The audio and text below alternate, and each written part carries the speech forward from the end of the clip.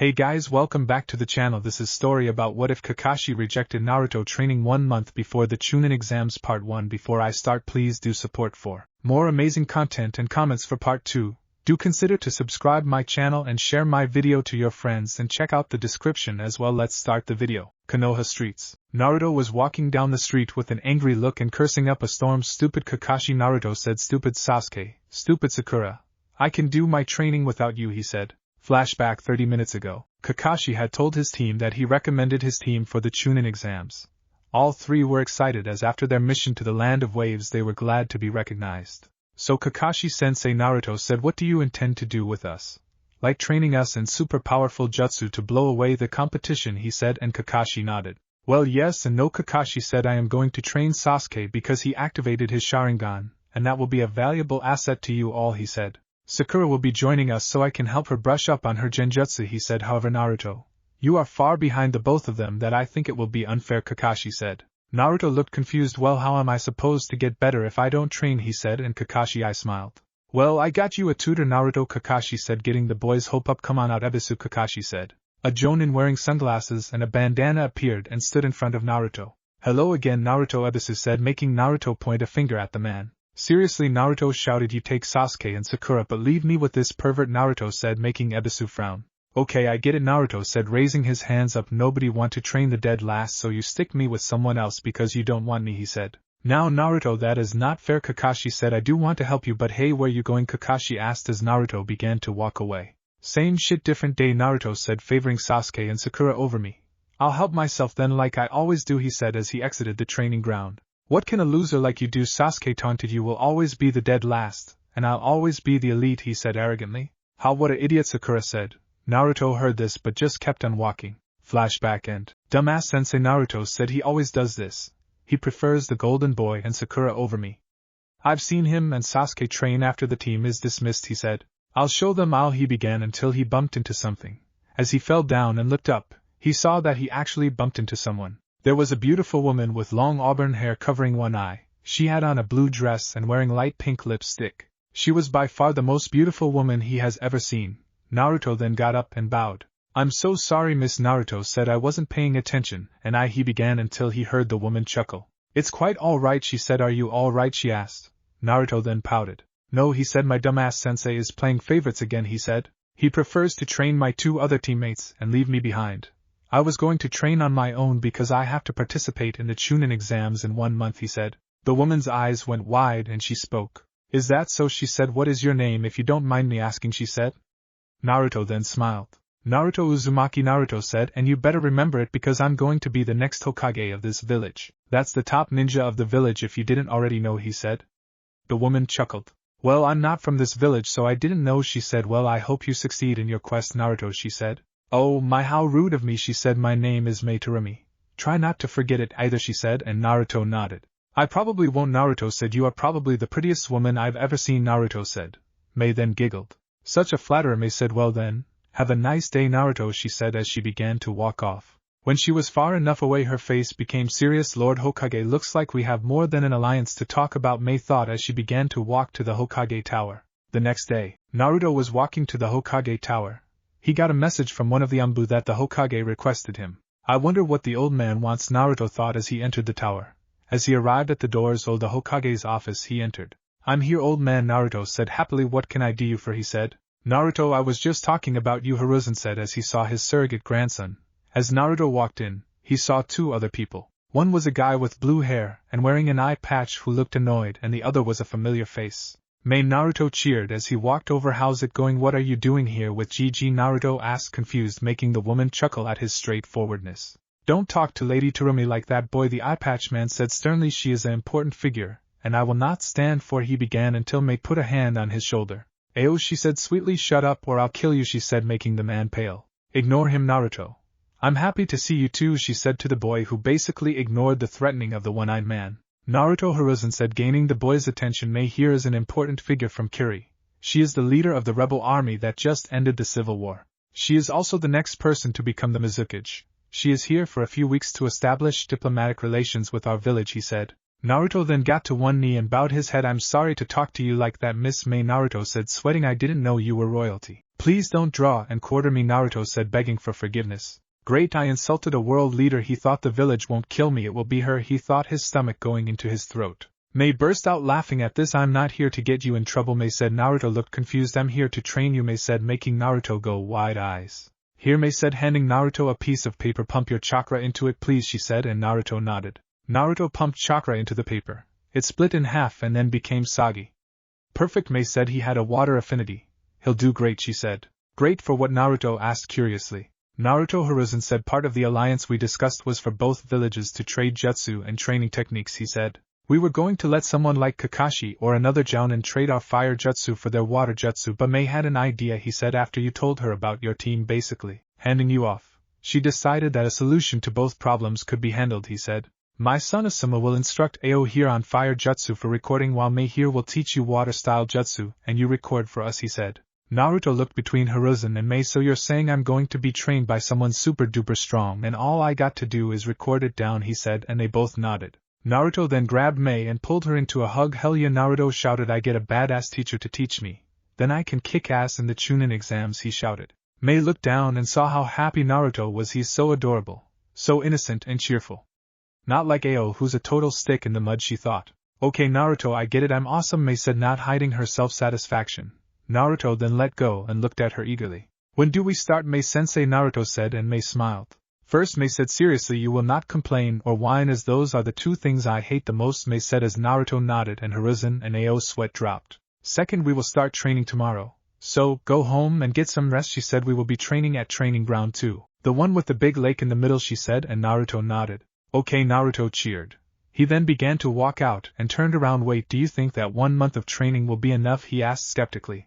Naruto Hiruzen sighed. Make a shadow clone and walk out of the room, Hiruzen said. Naruto did just that and walked out. Hiruzen looked at the clone, then threw a kunai, killing it. Naruto came in a few seconds later. What the hell? Naruto paused. Wait, how did I? Naruto began. Shadow clones can transfer memories, Naruto Hiruzen said. How do you think I do all my paperwork, grocery shopping and attend meetings all the time? You know, you really should have read the scroll when you learned the technique, he said.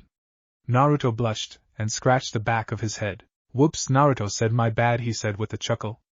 Okay then, Naruto said. Bye May-sensei, bye Gigi, bye Eye Patch Guy. Thanks for all the help, Naruto said as he exited the room. My name is Ao, Ao shouted to no effect. Little shit, Ao said, which got him a slap in the back of the head from May.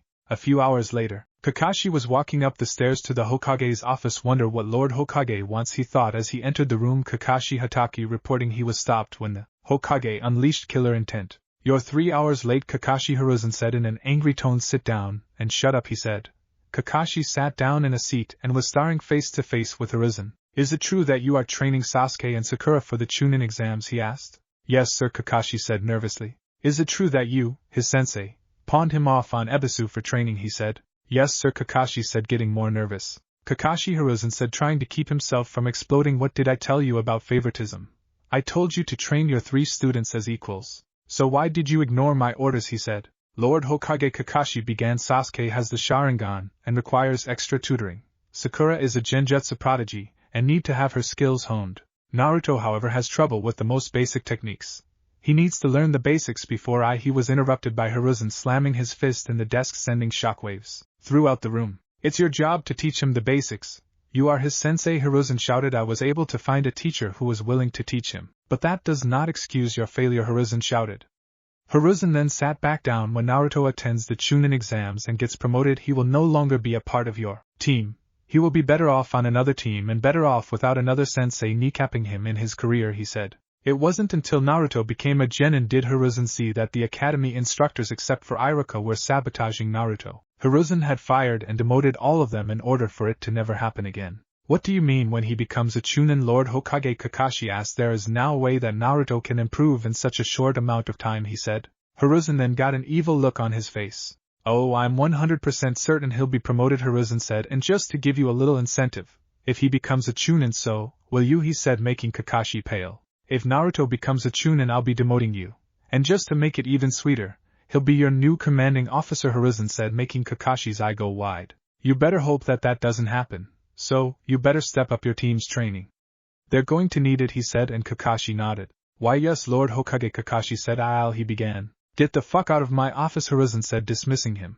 Kakashi didn't move now, god damn it, he shouted, and Kakashi bolted out of the room. The next day, Naruto got out of bed early and ate a breakfast of ramen and juice. He was eager to start his day. Hee training day, Naruto said as he opened his door and walked out, locking the door. Hey Naruto, came a voice he wishes he didn't want to hear. Naruto turned around and saw Kakashi. Yo, Kakashi said with a smile. What the hell do you want? Naruto said, annoyed. Oh boy, he hates me, Kakashi thought. Listen, I wanted to apologize for what happened 2 days ago, Kakashi said. I know I messed up, and Kakashi began until Naruto spoke up. Save it, Naruto said. I have a sensei now, a real sensei. Now you can take your apology, and whatever else you have to say, and shove it, he said, walking past Kakashi. Just you watch, Naruto said. I'm going to compete in the exams. Kick Sasuke's ass, sweep Sakura off her feet, and make you look like a chump, he said. What does your new sensei have that I don't? Kakashi asked. She's strong as hell, really smart, nice to me, and she's like super hot too, Naruto said. Now if you don't mind, I have to meet my super awesome true sensei, Naruto said as he walked away with his head held high. Great, Kakashi thought. Looks like I better up both Sasuke's and Sakura's training, Kakashi thought. He then looked down at his watch. Crap, I'm 3 hours late, Kakashi shouted as he disappeared in a swirl of leaves. At training ground 2, May was standing in the middle of the training ground waiting for Naruto. He was a few minutes late. Just then Naruto walked into the training ground with a small scowl on his face. Naruto, May said. Seriously, why are you late? She asked. Naruto looked sheepish. Sorry, May-sensei, Naruto said before becoming angry again. Kakashi stopped me and tried to apologize to me and stuff, Naruto said as May was no longer angry. He was spouting some crap about being sorry and other stuff. So I told him to piss off, Naruto said. I told him my super strong and super cool sensei is going to train me and I'm going to kick Sasuke's ass, Naruto said. May smirked at this. Well, let's not disappoint him then, May said. Now what jutsu do you know? She said. Naruto said, thinking shadow clones, henge, replacement, tree walking and the sexy jutsu, Naruto said. Sexy jutsu, May said, confused, and Naruto nodded. May I ask what that is? She said. Sure, Naruto said, forming a hand sign. Transform, he shouted. Naruto burst into a puff of smoke. Naruto then appeared as an 18-year-old girl with big, shapely hips, a cute face and long hair done in 2 pigtails. This is my own jutsu.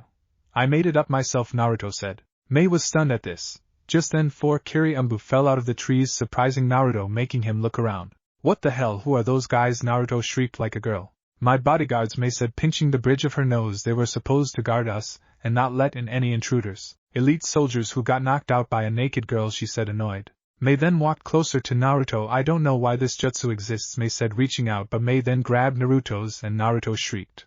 Ah, stop it, Naruto shouted before dispersing the jutsu and turning back to normal. When I'm in that jutsu my girl parts are sensitive, Naruto shouted. Holy shit, that was real, May shouted. I thought it was an illusion.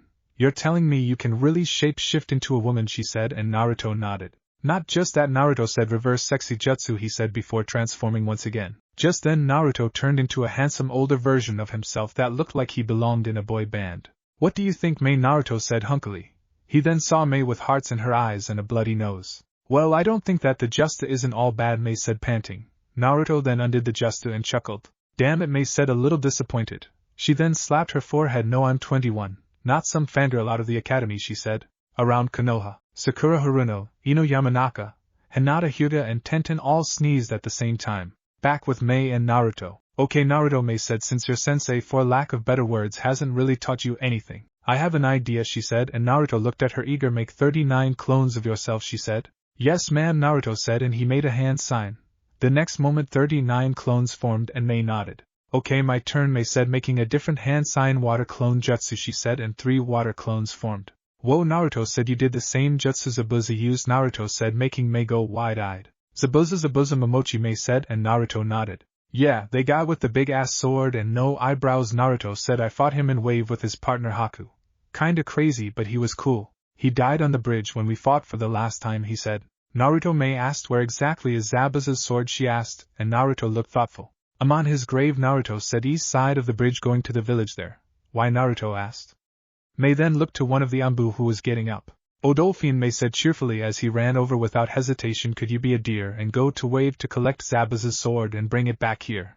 Also, please mark the grave so we can collect his body and take it back to Kiri, May said. And Haku too, Naruto said, speaking up. Haku was his partner.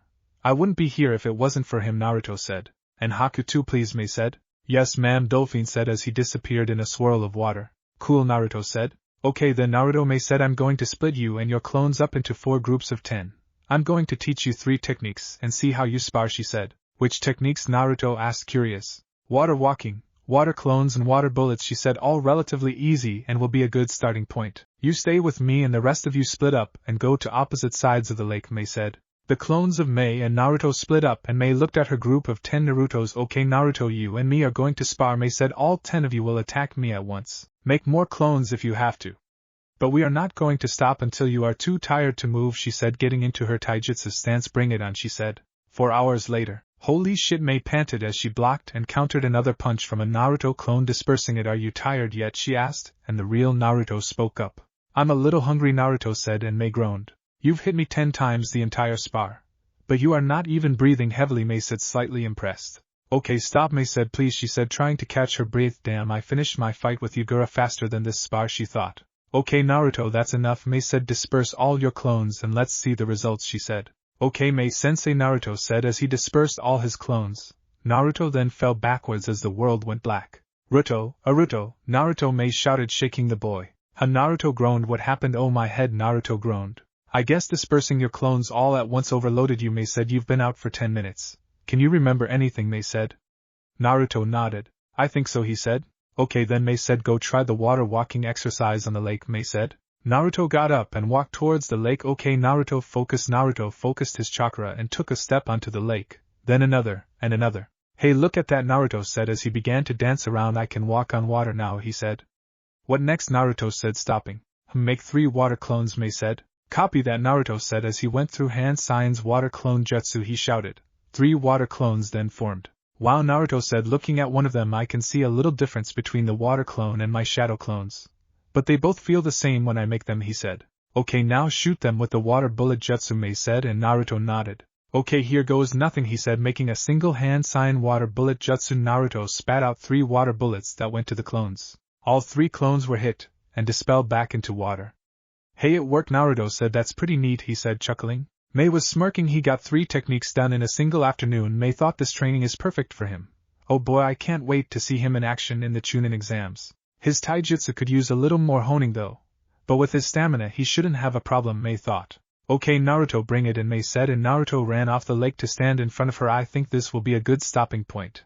Don't want to overwork you, she said. Oh, okay, Naruto said, a little disappointed. May then flicked his nose. Don't be sad, May said, you did better than I thought you would. You still have almost a whole month to train. You got plenty of time, May said, and Naruto cheered up. Okay, he cheered. He then had a thought. Hey, you want to go eat at Ichiraku's with me? Naruto asked, and May looked confused. Ichiraku's? What do they serve there? May asked. Ramen, the world's greatest food, Naruto said. My treat. I get 1 free bowl with every purchase, he said. May looked thoughtful for a moment. Do they have a seafood option? She said, and Naruto nodded. Yeah, they have crab, shrimp, squid, clam, oyster, or the sea of fire bowl with everything in it, Naruto said, and May looked intrigued. Okay, then let's go. Lead the way, May said as Naruto began to lead her to his favorite restaurant. Naruto was happy he had a new sensei, new jutsu, and going to eat his favorite food. I think things are starting to look up, Naruto thought. Konoha, 2 weeks before the Chunin exams. 198,199,200 Naruto ground out as he finished his final push-up. Naruto currently had Zabuza's executioner's blade on his back, and May was also sitting on his back, giving him extra weight. May, deciding to have fun while training Naruto, had decided to ditch her usual outfit for a track suit and athletic sandals. Great job, Naruto, May said, getting off him and relieving the weight a little bit. May then took out her notebook. Okay, a 20-mile run. Jutsu practice with me and Ao. Sword practice with Chojuro. 200 push-ups, pull-ups and sit-ups and squats. Now we can end the day with a 25-mile run, she said with a cheerful smile. Naruto sighed. Yes, May-sensei, Naruto said, getting up. Over the past 2 weeks Naruto has slightly changed. Due to his special guest, his advanced healing has been a great help. His arms and chest were more defined due to his exercises and training with Zabuza's sword. He also seemed to put on a little more muscle weight, as May had told him he needed to eat more to ensure he has enough energy to keep up. May turned around. Ao, hurry the hell up, May shouted as Ao was finishing his pull-ups using a tree and with rocks tied to his ankles. Kami above, I finished all my 200 before all of you. Naruto is a genin, and he's making you look bad, May said. Yes, Lady May, Ao said, doing another pull-up, but I'm getting up there in my years. I'm not as young as I used to be, he said. May scoffed at that. Excuses, she said, brushing off the one-eyed man. She then turned to Chojuro. Chojuro, are you almost done? She asked sweetly. Almost Lady May, Chojuro said, finishing his squats with his Soto sword above his head. 199-200. Lady May, I've completed my exercises, he said, walking toward her on wobble legs. Chojuro stood next to Naruto and smiled. I lost to you, Naruto. I'll try better next time, he said. Naruto punched him on the arm playfully. Hey, come on, man. You did good. Have a little more confidence in yourself, Naruto said. If you try hard at something, you'll succeed eventually, he said. May, hearing this, smiled and placed a hand on their shoulders. Good work, the both of you, she said sweetly. You both make me so proud. I can't wait to see the fruits of your labor once we are done with our training, she said. She then turned back around. Ao, hurry the fuck up. Kami, above, the Chunin exams are going to start by the time you're done, she shouted as she walked over to the struggling man. May-sensei is so nice, isn't she, Naruto said, oblivious to the abuse going towards Ao. And she has such a wonderful smile, Chojuro said. Naruto and Chojuro became fast friends since he came to Konoha to assist Naruto in his training. As the only loyal member of the 7 ninja swordsmen, Chojuro was the best person to help Naruto wield Zabuza's blade. While Chojuro was a genin and still an apprentice to the 7 swordsmen, he was still a big help to Naruto. So far Naruto was decent with the sword, but with another 2 weeks and Chojuro's help, he knows that he can be pretty close to wielding it with some skill. May then walked back over, dragging a half-dead Ao. Okay boys, she said sweetly, since Ao here is acting like a little bitch, she said to the groaning man, I'll carry him for the run. He weighs about 220 pounds, so he is about 20 or 30 pounds short of your sword's weight, but I think it'll do, she said. You boys ready, she cheered. We're ready, May-sensei, both boys shouted as they shouldered their blades. Off we go, she said in a sing-song voice as they began their run. With Kakashi. You two are doing good, Kakashi said as he stood on the shoreline. Sasuke and Sakura were standing in the middle of a lake using their water walking technique they learned yesterday. Kakashi had the idea of building their chakra reserves. So, he's making them stand in the middle of the lake while holding a heavy rock in their arms. So far, they've been out there for 4 hours. Kakashi-sensei, Sakura whined. Is it okay if I take a break? I have to, you know, go, she said, blushing. Kakashi looked at her. Is it number 1 or number 2, he asked. 1, she said, confused. I don't see how, she began until Kakashi interrupted. Then walk like 20 paces away from Sasuke and go, while holding the rock, Kakashi said blandly. Imagine the lake underneath you as one big toilet, he said. Sakura was looking at Kakashi like her was crazy. He wanted her to go, in front of a Sasuke and him. Before Sakura could saw anything, Sasuke put the rock on his right shoulder and started walking away. He then turned to Sakura and spoke. Can you look away? Sasuke asked, embarrassed. I can't go when people are watching. He then used his left hand to start undoing his belt. Good thing I'm a lefty, Sasuke thought. Later that night, at Ichiraku's, Naruto and May were chowing down on ramen like no tomorrow while Chojuro was still eating his first. Both of them finished their bowls by slurping down the broth and slamming the bowls on the counter. Another bowl, please, the both of them said. Tucci chuckled and started preparing for another bowl. Of course, Tucci said, I mean, hey, buy all you want. Thanks again, Naruto. Because of you I got my second best customer, May, he said, and May smiled. May, being an ambassador, was given up per diem for food and lodging. However, they expected her to be eating at more expensive restaurants, not at a ramen stand for the past 2 weeks. What can I say? I'm hooked, May said. I swear if you ever want to franchise your restaurant, let me know. I'll pay, and all I ask is that you put one in Kiri down the street from my office, she said, and Tucci chuckled. Well, I'll keep that in mind, Tucci said as he put 2 more bowls down in front of May and Naruto. I am groaned as she walked in the shop in a bad mood. Why do men suck so bad, she said as she sat down. If you plan a date you show up, I am, said. God, is there no good men left in this village, she complained. What's wrong, I am, May said, concerned. He stood you up, she asked, and I am nodded. Yeah, it just sucks, I am said, and now I got 2 movie tickets that are going to go to waste, she said. May looked saddened and then had a bright idea. Chojuro, May said, gaining the boy's attention. You don't have a girlfriend back in Kiri, do you, she said, and Chojuro shook his head. No, I don't, Chojuro said. Most of the girls in Kiri are sword squids. They only like me because I'm an apprentice to the 7 swordmen, he said as he had his head down. I am, May said cheerfully. I have a cute, single, sweet and younger guy for you to go to the movies with, she said. I am's eyes went wide and Chojuro blushed and fidgeted. Well, Chojuro stuttered until Naruto grabbed him and I am and dragged them out of the shop. Have fun on your date, Naruto said as he walked back inside. I am looked at the nervous and shaking Chojuro and smiled. Well, shall we go, Chojuro, she said, making Chojuro smile. I'm okay, Ms. I am, he said. Can we hold hands, he asked nervously. Oh, he's shy. How cute, I am thought. Okay, cutie, let's go, she said as she grabbed Chojuro's hand and began to lead him to the theater. A little while later, Naruto and May both finished their meals and left Ichiraku's. Naruto was currently escorting May back to her hotel, which luckily was in the same direction as his apartment. Good job today, Naruto, May said. Over the past 2 weeks you have improved so much. and I can only see you getting better and better, she said. Naruto grinned and spoke. Well, it's all thanks to you, May-sensei, Naruto said. Before I only had 5 people I can count on. Gigi, Iruka, Konohamaru, Old Man Tucci and I am. My team treated me like dog shit, and nobody from the academy ever gave me the time of day, he said. He then looked at her. But now I got you, Chojuro, and even Ao, he said. You are one of my precious people, May, and I thank you for everything you have done for me, he said. May wiped a tear from her eye and smiled. She then hugged Naruto, pushing his head into her chest. Thank you, Naruto. I'm glad to call you one of my precious people too, she said. Naruto smiled and returned the hug. Upon breaking it, May looked at him. You know tomorrow is our off day. So how about you come with me and watch some movies in my room? It's free, she said. Naruto thought for a minute and nodded. Okay, but nothing scary.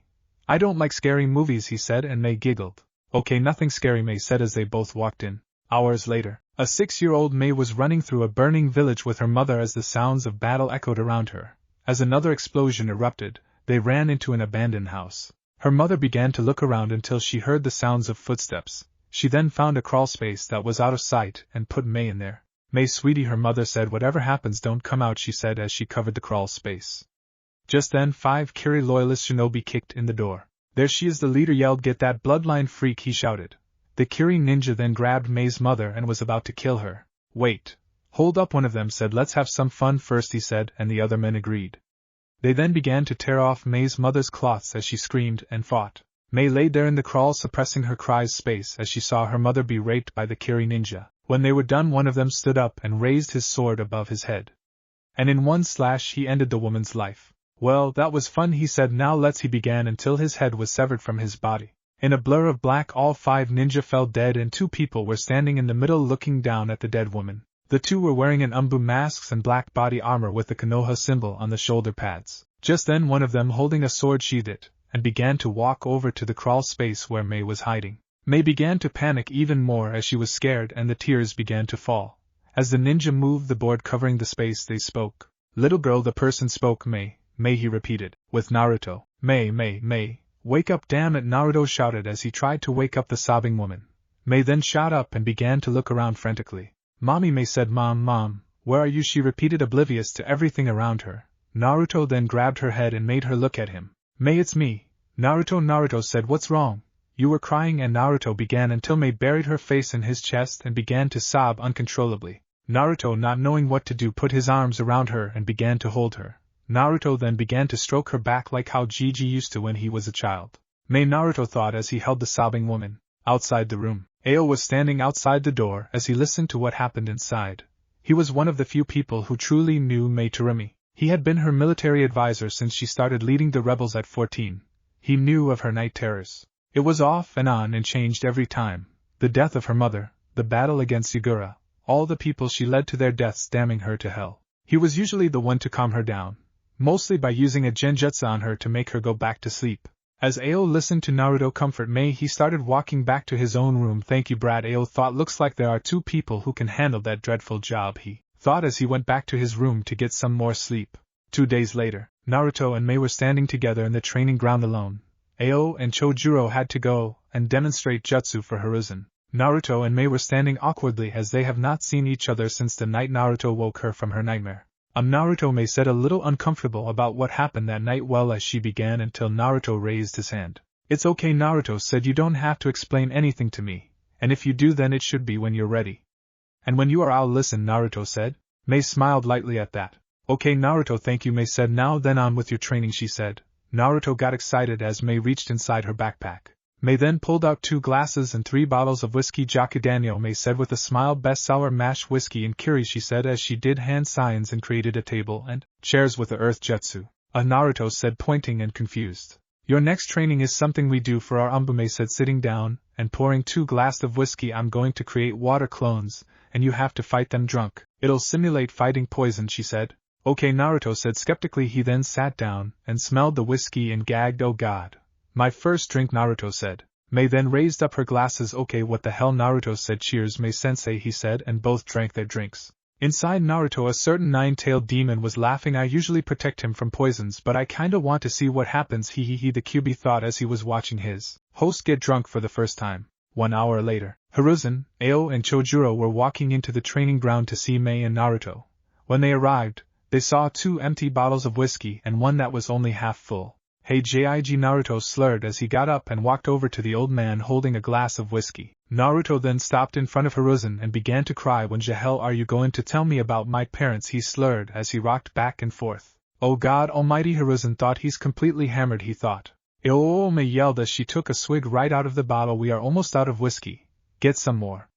And some chips while you're at it, she yelled. Lady Mayo said as he pinched the bridge of his nose. Hey Naruto, May shouted, I'm too drunk to spar.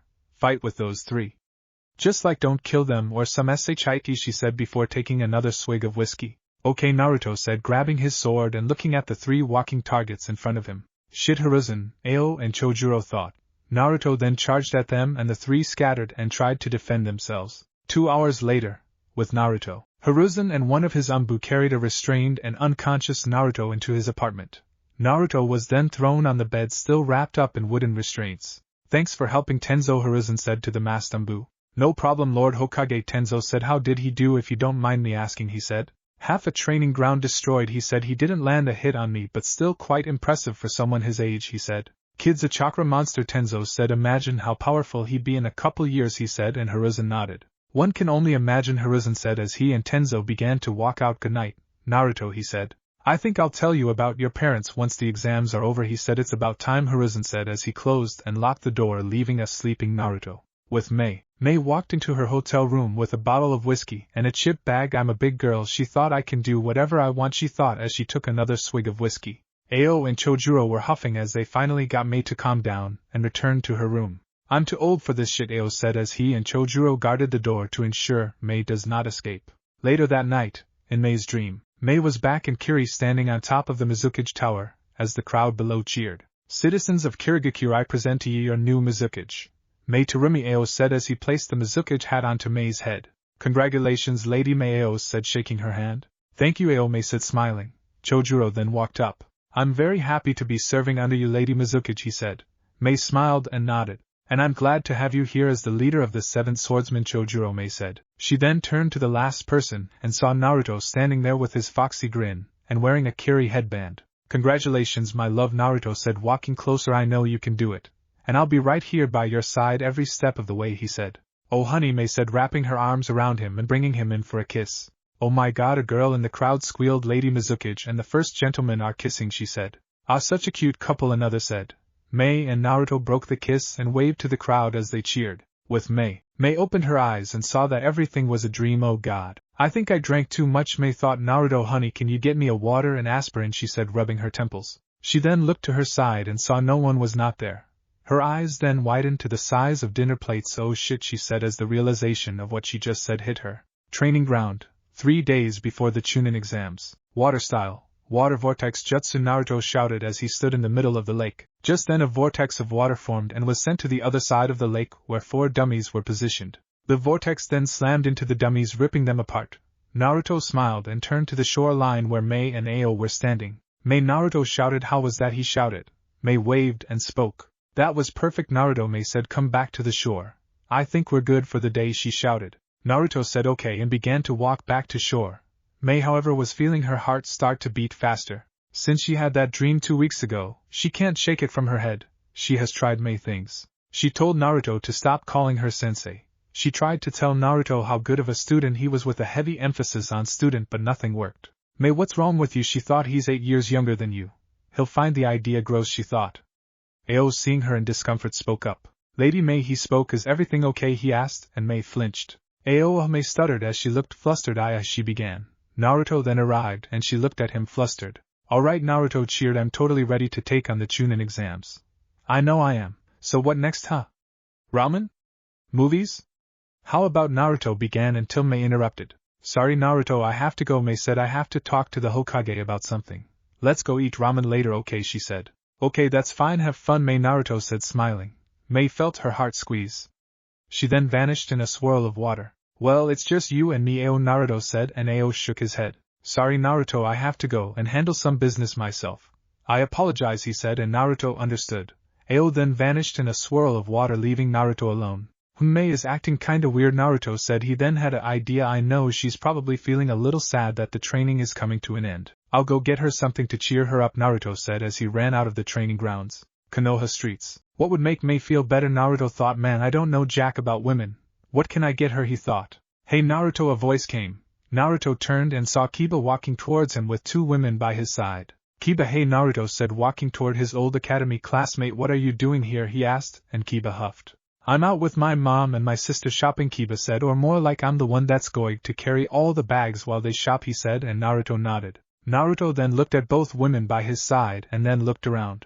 Where's your mom? Kiba, Naruto said, confused. I see your sisters, but not your mom, he said, and Kiba looked at him crazy. My mom is right here, Kiba said, pointing to the woman on his left. Kiba's mom had the red fang tattoos on her cheeks, short spiky brown hair and purple lipstick on. What? Naruto shouted. No way, she's your mom. She's too pretty and looks too young to be your mom, he said, and Kiba began to laugh. Ha ha ha, my mom. Pretty, Kiba laughed. Get your eyes checked. Kiba didn't finish as he was hit on the head and sent to the ground. Shut it, Runt-some yelled. She then looked to Naruto with a bright and warm smile on. By the way, and thank you for the compliment, Naruto. I try to stay in shape and look my best, 36 years old, and I can still turn heads, some said, doing a pose. The other woman rolled her eyes and looked at Naruto. I'm Kiba's sister Hana. Hana said, sorry, my brother is kinda an idiot, she said, and Naruto nodded. Well, nice to meet you both. Naruto said, sorry, I can't talk. Wait, hold up. Naruto paused before looking at the 2 women. Wait, I have a question for the both of you, Naruto said, and both women looked at him. Okay, what is it? Hana asked. You're both are hot, older women, Naruto said bluntly. Yes, we are. Please continue, they both said, not hiding their blushes at the compliment. I'm looking to get a present for someone. She's super strong, but also very pretty and nice, Naruto said. What do you think she would like to make her feel better? I think she's a little sad, he said. Some looked thoughtful for a moment. You can never go wrong with flowers, some said. My late hubby used to buy me flowers every week until he passed, she said, remembering her late husband. Oh, you can get her her favorite food too, Hana said. And does she drink alcohol? She asked, and Naruto nodded. Well, then buy her some sake too. Strawberry and blueberry are my favorite, because I like sweets, she said. Okay, flowers, food, sake. Got it, Naruto said with a smile. Thanks for the help, some, Hana. Have an awesome day, he said, running off. Hot older woman, Hutsum said, looking in a shop window. You know what? Maybe I should get back in the game. Probably can land a new hubby if I tried, some said. I'm not sure if he was hitting on us or just really clueless about what he says, Hana said, but he did make me feel good from the compliment, Hana said, smiling. Hey mom, let's go do some cloth shopping. You know, style ourselves a little, Hana said, and Tsum nodded. Great idea, Tsum said before picking up Kiba, who just regained consciousness. Let's go, Runt, we got shopping to do. First lingerie, then some dresses, Tsum said as she then dragged her protesting son. Damn it, Naruto, Kiba shouted, you just made my day worse, he yelled as he was dragged away. Yamanaka flower shop. Ino was manning the counter as usual. Her team was done for the day, and she still had her shift. Ugh, hi, so bored, Ino said as she then heard the shop door bell chime. Welcome to Yamanaka Flowers. How can I help you, she said, bored. Hey Ino, how's it going, Naruto said. Ino looked at Naruto and saw he looked almost completely different. He no longer wore his bright orange jumpsuit. He wore a black muscle shirt, black pants, and carried a sword that was bigger than he was. Naruto, Ino said, surprised. Holy hell, your jumpsuit is gone. And your arms are bigger. What happened, she asked, and Naruto chuckled. Oh, I've been training with a badass, Naruto said while grinning. Speaking of which, I'm thinking of getting her some flowers. What do you think would be good for her, he asked, and Ino looked thoughtful. What is she like, Ino asked. She's super strong, pretty, nice, and everything in between, Naruto said. I want to get her something to cheer her up and let her know I care, Naruto said. Oh, older woman, huh, Ino said with a raised eyebrow. Who would have thought, Ino said, making Naruto look confused on how she phrased it. I think I got just the thing, Ino said as she ran around the shop getting flowers. She then came back with a bouquet of 4 different flowers. Okay, I got alstromerias, asters, azaleas and camellias, Ino said, handing the flowers to Naruto. These should do the job, she said with a wink. Great, Naruto chirped. How much do I owe, Naruto asked, and Ino stopped him. On the house, Naruto, Ino said with a smile. You can't put a price on flowers for someone special, Ino said, and Naruto smiled. Naruto then hugged Ino. Thanks, Ino, you're the best, Naruto said before going to the exit. I'll catch you later, he said before exiting the shop. Ino then immediately went over to the phone and dialed in a number. Hinata, guess what just happened, Ino said, excited as she now has new gossip to spread. Hokage's office. Hiruzen and Ao were looking at May wide-eyed as she blushed and fidgeted in her seat. Hiruzen then picked his ears and looked back at her. I'm sorry, May, can you repeat that, Hiruzen said, making sure he wasn't going senile. I think I have a crush on Naruto, she said sheepishly. The 2 men just stood there quiet. Say something, she said. Naruto, Hiruzen said, and May nodded. Naruto, Uzumaki, Ao repeated, and May nodded again. The same Naruto you have been training for the past month or so, Hiruzen said, and May nodded furiously. Yes, damn it, she said, embarrassed. Hiruzen then looked to the window and felt it. Well, hell hasn't froze over, he thought. How the hell did Naruto pull this off? Well, this is the same kid who beat me with the sexy jutsu, stole the scroll of sealing and saved a country, he thought. What do I do? May said worriedly. I'm 21 and he's 13. I know he's technically a legal adult when he becomes a shinobi, she said. But why do I feel like this, she said, slamming her head on the Hokage's desk. I honestly don't think I'm qualified to handle this, Hiruzen said in defeat as a rain cloud formed over May's head. I mean, if you like him, why don't you? Ao began before May shot up. What if he thinks it's gross? May said. What if he says no? It'll ruin one of my best friendships. I mean, a sensei and student. What kind universe is that? Okay, she asked. In an alternate universe, Minato Namikaze was washing dishes when he heard the door open. Daddy, a 4-year-old Naruto shouted as he ran towards him with his arms open. Papa, a 3-year-old brunette girl shouted as she ran toward him. Naruto, Orihime, come here, he said as he hugged both his children. Hey honey, Rin said as she closed the door behind her. Good day at the office, she asked. Yep, Minato said. Kakashi and Obito are doing fine. Sent them out on another mission to grass country, he said. Rin then walked to him and kissed him on the lips. Well, I'm glad your day was great. Because it's about to get better, Rin said, which made Minato curious. How so? Minato asked, and Naruto piped up. Mama is having another baby, Naruto said happily. New baby, Orihime said, jumping up and down. Really, Rin? Minato asked happily. Yep, I got another one in the oven, she said. I think if it's a girl we should name it after Kushina, she said, and Minato nodded. I'm sure she'd like that, Minato said, touching her belly. I hope you are happy up there, Kushina, Minato thought. I was able to find someone to help me raise our son. I hope you can rest easy, Minato thought with a small smile. Later on, at the hotel, Fuck May groaned as Ao looked unhelpless as she walked to her room like a zombie. May, it's okay, Ao said. Maybe just, he began until May stopped him. Please, Ao, don't, May said, putting her key in the door and opened it. I don't want to think about Naruto. What are you doing here? May shouted in surprise. Hey May, Naruto said, getting up. I know why you are feeling sad, Naruto said, making her and Ao's stomach drop. You are sad. Out training is coming to an end.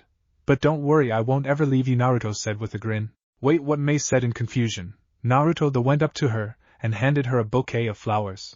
I got you these to show how much I care about you, he said. I also got you sushi, takoyaki and a bottle of sake, Naruto said, handing her both the box and bottle. I hope you stop feeling down, and if you do, you know where I live, Naruto said, going to the window. Well, I gotta go. See you tomorrow, he said before jumping out. May looked down and started crying. Anime tears, Ao, she said, sniffling. God damn it, boy, he thought as he pinched the bridge of his nose. The next day at night, 2 days before the Chunin exams, Naruto and Ao were walking to the training ground.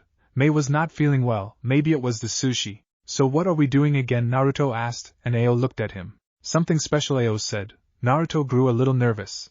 Ao then stopped. Keep walking until you see the campfire. I'm not allowed witness it, he said. Naruto nodded and continued walking. After a while he saw up ahead a campfire and what looked like 12 people standing around it. Chojuro, Naruto said, spotting his friend. What are you doing here? He asked. I'm here for your initiation, Chojuro said, making Naruto confused. For what? He asked. You have been recommended and chosen to become one of the 7 ninja swordsmen, a tall blue man said. I'm Kisame Hashigaki, S-class rogue ninja and wielder of the Samahata, he said. Naruto immediately got scared. Wait, if you're a criminal, how did you get into the leaf? He said, and he heard a chuckle. Your village security sucks, said another man. I'm Raiga, A-class missing nin and wielder of the Kiba blades, he said, walking into the light. We are all here to give you an option, Naruto, a 80-something-year-old man, for you to join our elite organization. As a brother, he said. But I'm not from Kiri, Naruto said, and he heard Kisame laugh. In the beginning only one of the 7 swordsmen was from Kiri, 3 were from IWA, 1 was from Kumo, 1 was from Yuzu and 1 was from Taki, he said. The 7 swordsmen know no bounds, Naruto. Raiga said. No matter where you go, or what you do, you will always be part of a brotherhood of swordsmen. From the day you enter to the day you die, he said. You live and die by the sword, Naruto. Chojuro said. Me and these men are all the current, or retired swordmen. We have a rich and long history, Naruto, and we want you to be the next beginning in a new story, he said. What do you say? He asked. Join us and be a brother, or reject and fade into obscurity, he asked. Naruto looked down for a moment. All his life he wanted to be acknowledged. He said he wanted to be Hokage, to be admired by the village and be respected. These men here were offering him a place to belong, to be acknowledged for something he worked his ass off for. Naruto looked up with determination. I'll join you, Naruto said. Chojuro, Kisame and Raiga smiled. Okay, brat, Kisame said. Take off your shirt and place your sword in front of you, he said. Naruto nodded and complied. Kisame then handed him a bowl of a black liquid. Drink it, he said. Naruto took it and downed it in one gulp. The world then went from illuminated to pitch black. Just then the fire reignited and Naruto saw a man sitting in front of him. He had brown skin and was covered in tattoos. "Welcome, boy," he said in a deep voice. "You have chosen a path not many choose to take. The path of a swordsman, the path of the warrior. Remember, the sword is not good nor evil, it only follows the wielder's commands. Respect it, for the sword can as easily kill you as the enemy," he said before getting up. "Wait, who are you?" Naruto asked. The man chuckled. "I have no name. I am the first swordsman of Kiri," he said, making Naruto's eyes go wide. "I am only here to give you this speech I said hundreds of times to hundreds of men," he said. "Goodbye, young Uzumaki. Kushina and Minato would be proud of you," he said. "Wait, who?" Naruto said, but the man stepped into the fire, causing an explosion and blinding Naruto. Naruto then fell back and looked around as he saw Chojuro, Kisame, Raiga and the others staring at him with shark-toothed smiles. "Well shit, you passed his inspection," Kisame said. "Welcome to the Seven Swordsmen," he said, helping Naruto up. 3 cheers for Naruto, the maelstrom of Konoha and the wielder of the executioner's blade, Chojuro said. Just then all the remaining men cheered and welcomed Naruto. "Take a look, kid," Raiga said, pulling out one of his swords to act as a mirror. "Smile," he said. Naruto did and saw his front teeth were now shark-like. "Holy crap, my teeth," he said. "They look rad as fuck," he said, licking them. "Hey kid, one more thing," Kisame said, pulling out a scroll. "As tradition, you can sign the shark summoning contract if you want. Just write your name, and then you can summon sharks anywhere there is water," Kisame said. "Whoa, really?" Naruto said, and Kisame nodded. "Yep, here are the hand signs," Kisame said, showing Naruto the hand signs. "Okay," Naruto said, cutting his thumb on the executioner's blade and signing his name. "So what now?" Naruto asked, and Chojuro spoke up. "Now with this done, our ceremony is adjourned," he said. "Let go, and get some ramen, Naruto," he said, and he and Naruto darted off. "Have funny brat," Kisame said. "I can't wait to see him in action in the future," Kisame said, and Raiga nodded. "You came from the east, right?" he asked, and Kisame nodded. "So did I. Let's walk back halfway and then split up," he said. "Sounds like a plan," Kisame said. "Let's go, Ranmaru," Raiga said to his backpack. "Okay, Raiga," Ranmaru said inside his backpack, making Kisame go wide-eyed. "Did you backpack just talk?" Kisame asked. A few hours later, and a couple dozen miles east of Konoha, Kisame and Raiga were walking down the road to the east when a murder of crows formed in the middle of the road. Kisame Itachi said, "Who is your friend?" he asked, and Kisame smiled. "One of my brothers," he said. "What's up?" he said. "We have our orders," Itachi said. "We have a target in Konoha we need to capture," he said, and both Raiga and Kisame looked at him wide-eyed. "Really?" Kisame asked. "Who?" he said. "The host of the Nine Tails, Naruto Uzumaki," he said, making both Kisame and Raiga flinch. "Blonde hair, blue eyes, wicker marks?" Raiga asked, and Itachi looked at him suspiciously. "Yes," Itachi said. "How did you know?" he asked. Just then Raiga pulled out both of his kiba blades and Kisame pulled his samahata and unwrapped it. "Itachi," Kisame said to the man's surprise. "I'm sorry it has to end like this," Kisame said. "Raiga, you don't have to be here if you don't want to," he said, and Raiga laughed. "Oh, I want to," Raiga said. "Ranmaru, get ready. Let's give him a proper funeral," he said. "Yes, Raiga," Ranmaru said from inside his bag. "Very well, Kisame," Itachi said, activating his Sharingan. "Let's do this, old friend," Itachi said. Kisame, Raiga and Ranmaru, who was hiding inside Raiga's backpack, were staring down Itachi Uchiha. Kisame was strong, probably as strong as Itachi, but he never tried to go all out. One-on-one the outcome couldn't be more of a blur, but Kisame had Raiga with him. While he may not be a S-class ninja, he might be enough to tip the scales in Kisame's favor. "Hey Raiga," Kisame said, gaining the man's attention. "I'll hit him from close range. You've hit him from long range, and for fuck's sakes don't look him in the eyes. I may be immune to his gingivitis, but if you look in there, well, someone else will need to take care of the brat in the backpack," he said. "Copy that," Raiga said. "You heard him, Ranmaru. I need you now more than ever," he said. "Okay, Raiga, I'll do my best," Ranmaru said from inside his backpack. "Okay then," Kisame said. "Let's boogie," he said. He charged at Itachi at max speed. He swung his sword at Itachi, who jumped over the blade. Itachi then attempted to kick Kisame, but Kisame blocked it and grabbed onto Itachi's leg. Kisame threw Itachi away and Itachi landed. Itachi then had to dodge a bolt of lightning courtesy of Raiga. "Hold still, pretty boy," Raiga shouted. "Pretty boy? Seriously, pretty boy?" Itachi said, mildly annoyed. "God, I hated it when Hana called me that," Itachi thought as he dodged another lightning bolt. Itachi then went through hand signs fire style. Fireball jutsu. Itachi then launched a fireball at Raiga. Raiga stuck his swords in the ground and went through hand signs. Water style water bullets. Raiga then fired multiple water bullets from his mouth, hitting the fireball. "Raiga, shuriken, right side," Ranmaru said. Raiga grabbed his swords, then hopped to the left as the shuriken hit where he just was. The fireball was a distraction, Raiga thought. "Good job, Ranmaru," Raiga said. He then formed a compressed ball of lightning with his swords. Raiga then sent it towards Itachi. Itachi saw it coming but couldn't react in time. Susanoo just then a ribcage made of chakra formed around Itachi. As the lightning ball hit it dispersed. Itachi's relief was short-lived as Kisame then came barreling towards him.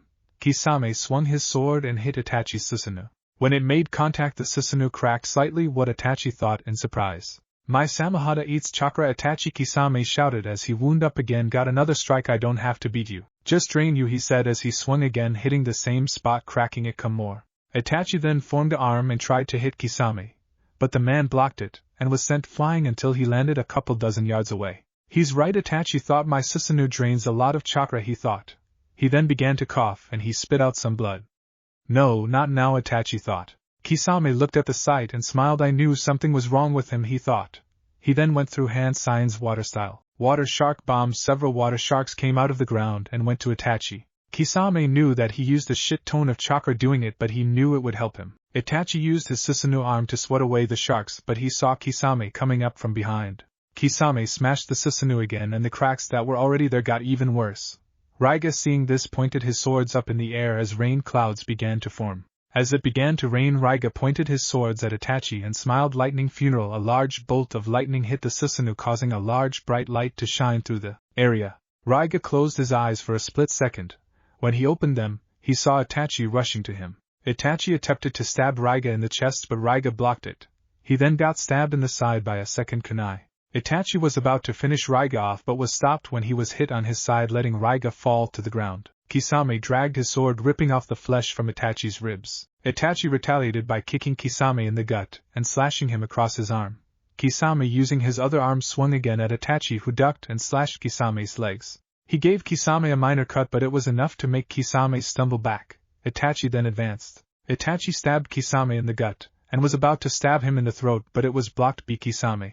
Itachi then kicked the kunai deeper into Kisame, making him cry out in pain. Itachi then kicked Kisame in the head, sending him flying a few feet away. Itachi, panting heavily, walked over to the wounded Kisame and raised the kunai ready to stab him. Goodbye, old friend, Itachi said. Kisame closed his eyes, ready to accept his fate, until he heard lightning. Ranmaru out of his backpack was helping Raiga hold up his two swords that were aimed at Itachi. Itachi, not seeing it, was hit from behind directly. Itachi fell to the ground. He had a basketball-sized burn on his back, and on his right foot was burned, showing that the lightning bolt went to the ground through his body. Kisame let out a sigh of relief. He then crawled over to a puddle and did the summoning justu. A small shark appeared and Kisame sighed. Patch me up, he said. The shark nodded and began to pour healing chakra into Kisame. Hold on, Raiga. I'm getting healed and I'll bring the shark over when I'm done, he said. Okay, Raiga said. Ranmaru began to put bandages onto Raiga's wounds while the two men talked. Is he dead? Raiga asked. No, unconscious, Kisame said. What now? Raiga asked. Kisame began to think until he snapped his fingers. I have an idea, he said, and Raiga listened. It's a little crazy, but hear me out. It just might work, Kisame said. 2 hours later, in Naruto's apartment, the day before the Chunin exams, Naruto was asleep in his bed, snoring away from his night of partying the night before. Naruto came a voice, and Naruto still sleeping. Naruto said the voice a little louder. Fuck this, another voice shouted. Naruto was then electrocuted awake. He jumped out of bed and landed next to his sword, picking it up. Who the fuck, he began, until he saw Kisame and Raiga standing in his room, with a third man slung over Kisame's shoulder. What the hell, did you just shock me? Naruto shouted. And who the fuck is that guy? He shouted. Calm down, damn it, Raiga said. We came here to get some help, he said, and Naruto looked confused. Help with what? Naruto asked, lowering his guard. Kisame sighed. We need to see your Hokage and May, he said, surprising the boy. 1 hour later, Hiruzen's day was off to a good start.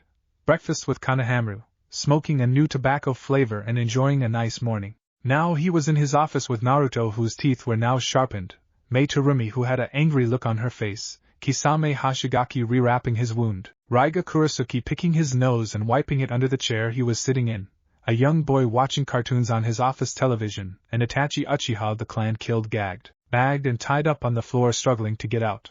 Okay, Hiruzen said, rubbing his temples. Explain to me how you know these three, Hiruzen said to Naruto. Well, it's like this, Naruto began. 20 minutes later. Holy crap, this is bad, Hiruzen said. You basically joined a secret organization and sharpened your teeth, he said, and Naruto nodded. I think they look cool, Naruto said. They may look cool, Naruto May said, but why did you not tell me sooner, she said, and Naruto looked a little guilty. I was out partying with Chojuro, he said, running the back of his head. I was going to tell you though, he said. Okay, Naruto, Hiruzen said, you basically hung out with 2 known criminals who snuck into the village. but they didn't commit any crimes. I expect you to feign ignorance in case anyone asks you anything about it, he said, and Naruto nodded. Now why is Itachi here, he said to Raiga. So, this is how it went down, Raiga began. 20 more minutes later. Holy fucking shit, this is bad, Hiruzen said as he pulled out a bottle of sake and took a swig. So you're telling me that you captured him because you didn't want to let any harm come to Naruto, Hiruzen said, and Raiga nodded. We 7 sworn men take care of our own, Raiga said. Kisame wouldn't let Itachi capture Naruto here, and neither would I, he said, and Naruto smiled.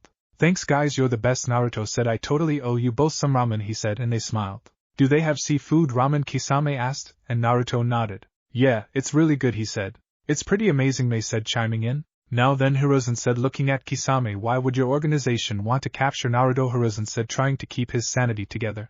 Okay, so it goes like this, Kisame began. 20 more minutes later. Holy fucking Kami above, this is bad. They want to take over the world. What sick kind of Saturday morning cartoon bullshit is this? Hiruzen shouted as Kisame chuckled.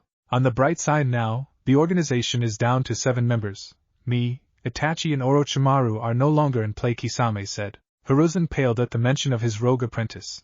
He then grabbed his bottle of sake and chugged the whole thing.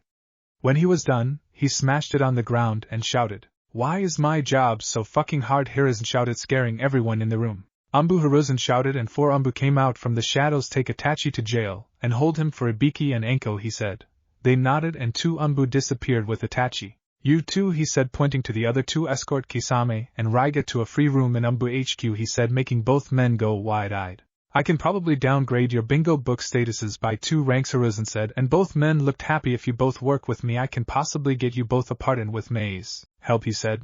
Thanks, old-timer, Kisame said. Okay, Ranmaru, get ready to go, Raiga said, but Hiruzen stopped him. If possible, I would like Ranmaru to attend the academy while you both are here, he said, making both Raiga and Ranmaru go wide-eyed. Think of it as free daycare and maybe he makes some friends, he said. Can I go, Raiga? Ranmaru said. Raiga looked hesitant but then nodded. Okay, you can go, he said, making Ranmaru smile, but if anything happens to him, I'll fry you, he said to the Hokage, who looked like he couldn't give less of a shit. Yeah, whatever, Hiruzen said, waving him off, making him grow a tick mark. Naruto, take Ranmaru to the academy, and Ranmaru, say nothing about Kisame, Raiga or Naruto, he said, and the boy bowed. Yes, Sir Hokage, Sir Ranmaru said, and Hiruzen nodded. Now all of you get out while I try and figure out what to do next, he said. Everyone began to leave until Hiruzen was all alone. Hiruzen then looked over to the portrait of Minato. You just had to die. You couldn't just let me retire, he thought. Then went through hand signs and summoned a small monkey. Go and find Jiraiya, Hiruzen said. I'm going to need him now more than ever, Hiruzen said as the monkey nodded and disappeared. Hiruzen then sighed. I'm too old for this shit, he said as he dragged his hands down his face. With Naruto, May and Ranmaru. Naruto was walking with May and Ranmaru to the academy. May was currently holding Ranmaru's hand as the boy looked around happily. You will have a lot of fun, Ranmaru, Naruto said. Iruka-sensei is super cool. You'll have a blast, he said, and Ranmaru looked to him excited. I can't wait, Ranmaru said. When I get back, I'll tell Raiga all about it, he said. As the 3 approached the academy, they saw all the students entering class. Hey Naruto, a voice shouted. Naruto then saw Konohamaru run over. Konohamaru, what's up? Naruto said, smiling and showing off his teeth. Whoa, your teeth. What happened? Konohamaru asked, amazed. I became a man, Naruto said, making May's sweat drop and Konohamaru look at him with stars in his eyes. Cool, Konohamaru said. He then saw May and Ranmaru standing there, and Konohamaru smirked. Hey boss, he said, gaining Naruto's attention. Who's the babe? He said, pointing at May. Oh, that's May. She's my badass sensei, Naruto said, and May smiled. Hello there, May said, waving at Konohamaru. Konohamaru then smirked even harder. Oh, I get it, Konohamaru said. She's totally your girlfriend, right? He said. May, hearing this, blushed and began to panic internally. Oh God, does everyone think that? May thought. I mean, they can't, can they? We hardly are ever seen together in public, she thought. Get real, Konohamaru, Naruto said, gaining May attention. You think I could get a girl like her? She's like a 11 out of 10, and I'm like, well, me, Naruto said. May then put her hand on his shoulder. Don't sell yourself short, Naruto. May said, you are a catch and any girl would be lucky to have a man like you, she said. After she said that, she began to wish she didn't. Ah, thanks, May, that means a lot, Naruto said. He then turned to Konohamaru. Anyway, we are here to take Ranmaru to class. It's his first day, he said, and Konohamaru nodded. Oh, okay, he said, looking to Ranmaru. Follow me, Ranmaru. We can sit together, he said. Awesome, Ranmaru said, letting go of May's hand by Naruto. By pretty lady, he said as he and Konohamaru entered the school. Naruto and May waved as he left, and then began to walk away. In the classroom, Ranmaru was standing in the front of the room as everyone looked at him. Now then, Ranmaru, Iruka said, please introduce yourself to the class, he said, and Ranmaru cleared his throat. My name is Ranma Kurasuke. Ranma began until he realized he didn't have anything he could say, so he decided to wing it. I like sharks, swords and funerals, he said. Wait, what the hell, Ichiraku thought.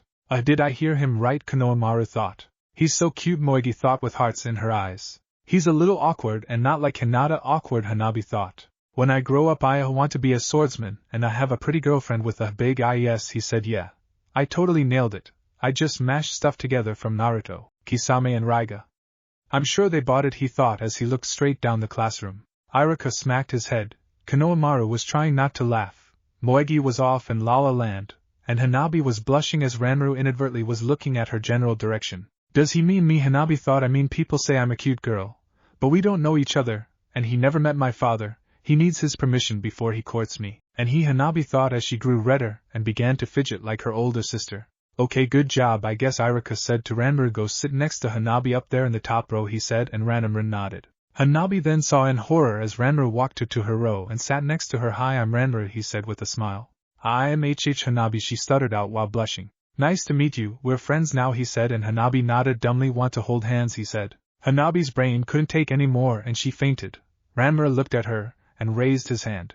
Sir, he said, I think she fell asleep in class. Is it nap time or something, he asked, and Ichiraku smacked his forehead. Great, another Naruto/Hinata situation, he thought. Just sit her up and wait for her to wake up, he said, and Ranma did so. Okay, now then, Ichiraku said, let's begin class, he said as he began to write on the chalkboard. The next day of the Chunin exams, Naruto was standing on the roof of the Hokage Tower as he was about to take the exams in 3 hours. May, Ao, and Kisame were all standing there. You have come a long way, Naruto. I'm so proud of you and I know you'll do your best, May said with pride in her voice. She then pulled out a scroll and handed it to him. I got you a little something to wear when you participate, she said, and Naruto took it. Thanks, May. Naruto said, I couldn't have done it without you, he said before giving her a hug. Ao then came forward and handed him a belt with 4 different canteens of water sewn, and this is a belt worn so a Kiri Umbu member has water on him at all times for jutsu. Ao said. Once you use it the water will return automatically because of the seal inside, he said. Naruto took it and shook his hand. Thanks, Ao, he said, and Ao nodded. Kisame then walked up and took out 2 shark tooth necklaces. These are special necklaces, he said, handing one to him, and one to May. If you snap them, it activates a beacon that'll let the other know where they are so they can provide backup. I got one, you got one, and May got one. Only use it whenever shit hits the fan, he said. Thanks, Kisame, you're a pal, Naruto said as they shook hands. Remember, kid, a shark attacks suddenly and without warning. Use this in the exams and you'll be fine, he said, and Naruto nodded. Thank you all, Naruto said before taking a deep breath. Okay, I'm ready, he said. At the academy, Kakashi, Sasuke and Sakura were all waiting in front of the door waiting for Naruto. Where the hell is he? Sakura screeched. Did that idiot chicken out last minute, she said. He better not have, Sasuke said. Not unless he knows what's good for him, he said. Just then a swirl of water appeared and the 3 got on guard. They then saw who it was. Naruto was standing there in an entirely new outfit.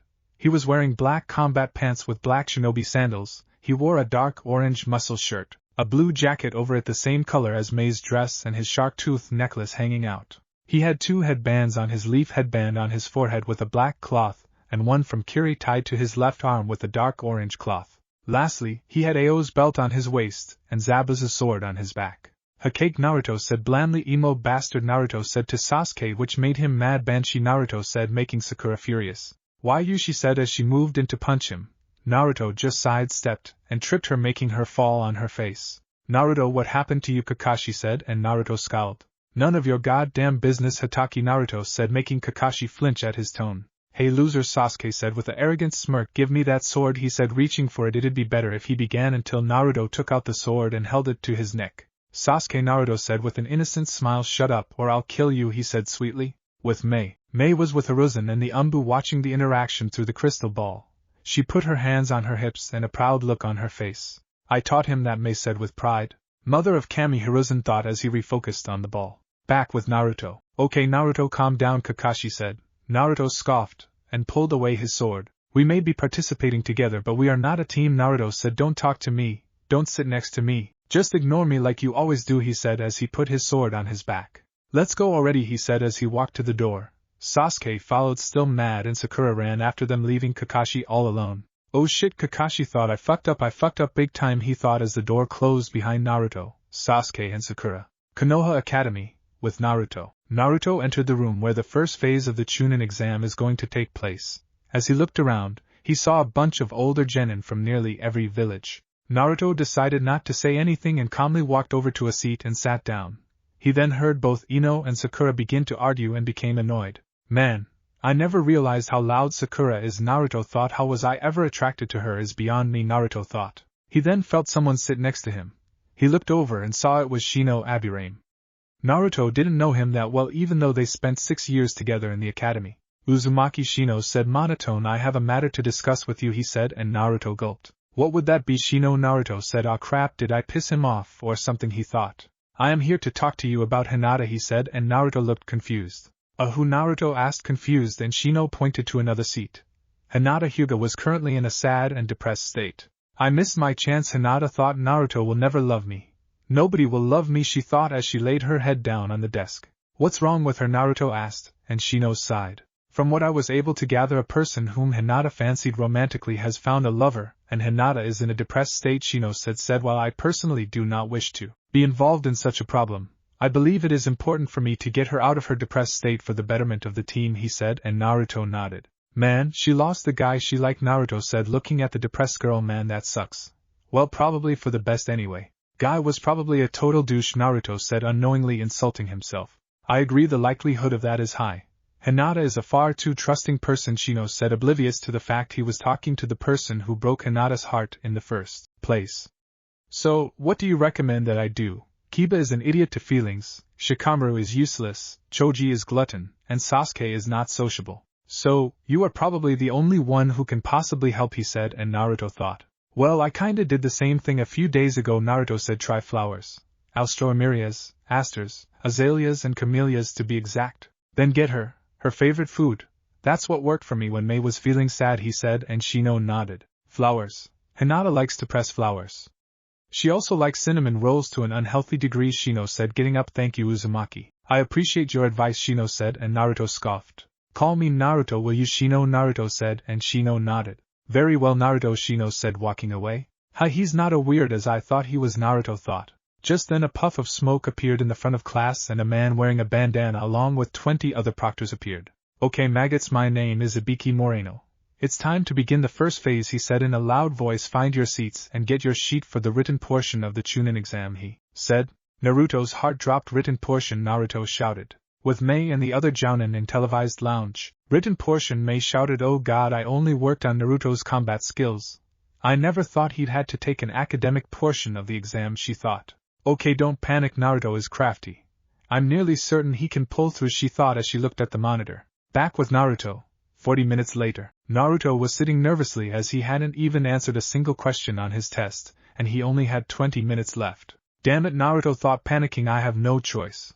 I have to cheat somehow, he thought, but how, he wondered. Naruto thought for a good few seconds until he remembered his training. Yeah, that can work. Won't be subtle, but it can work if I'm fast enough, he thought. Naruto then put his hands under the desk and went through hand signs water style. Hidden mist jutsu. Just then Naruto's canteens exploded and a thick cloud of mist went around the room. Hey, what happened? One voice yelled.